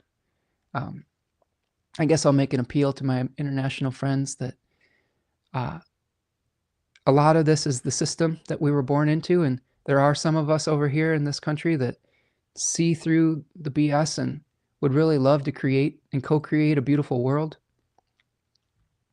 with all of you rather than by stepping on your head. So we're trying, and you know, we can do it. I really truly believe that. It might take some time, but I think we can do it together. Stephen says, good afternoon, everyone. Appreciate you, Stephen. Megan says, thank you. This has been fun. Thank you, Megan. Appreciate you being here, friend. Ani says, thanks, Spencer. Been real. See you next time. Thank you, Ani. Thank you for all your wisdom that you've shared today. Javier says, damn it, we already overfished them. Another buffalo scenario. Oh, well, there you go. How do we repopulate the swordfish population, Javier? Let's brainstorm it.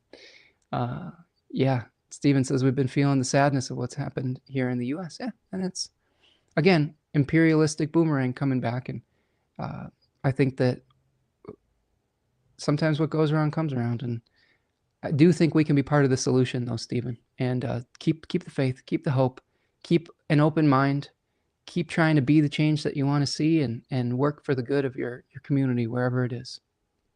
Yeah, the good people speak louder than the politicians, Javier says. Absolutely. Absolutely. Look for the helpers, Mr. Rogers used to say. Look for the helpers and be the helper. It's as simple as that. All right, my friends. This was wonderful. Thank you for hanging out with me. Go find me over at spencermichaud.com. Follow me on social media at Spencer Michaud. Go hang out and follow Tanya at Third Coast Mojo. Support her business over there. And we'll see you the next time, friends. Try to maintain faith. Have a foundation of kindness. Be strong when you need to be strong, but try to rebuild trust with one another. Try to rebuild trust with not only with people in your community. Try to rebuild trust with the people that you disagree with, if you can, if that's possible. And it's going to take all of us to save this planet, not just the few of us that are trying to figure this out on this live stream. It's going to take everybody. So keep spreading these ideas far and wide, and we'll turn this little spark into, I think, maybe a great cleansing, healing flame, right? All right, friends. That's what I've got for you. Thank you so much for your kind words today. Appreciate you, friends. Appreciate you. Thank you, Stephen. All right. We'll see you the next time. Have a great one. And happy new moon this weekend. And we'll see you next week. Peace, friends.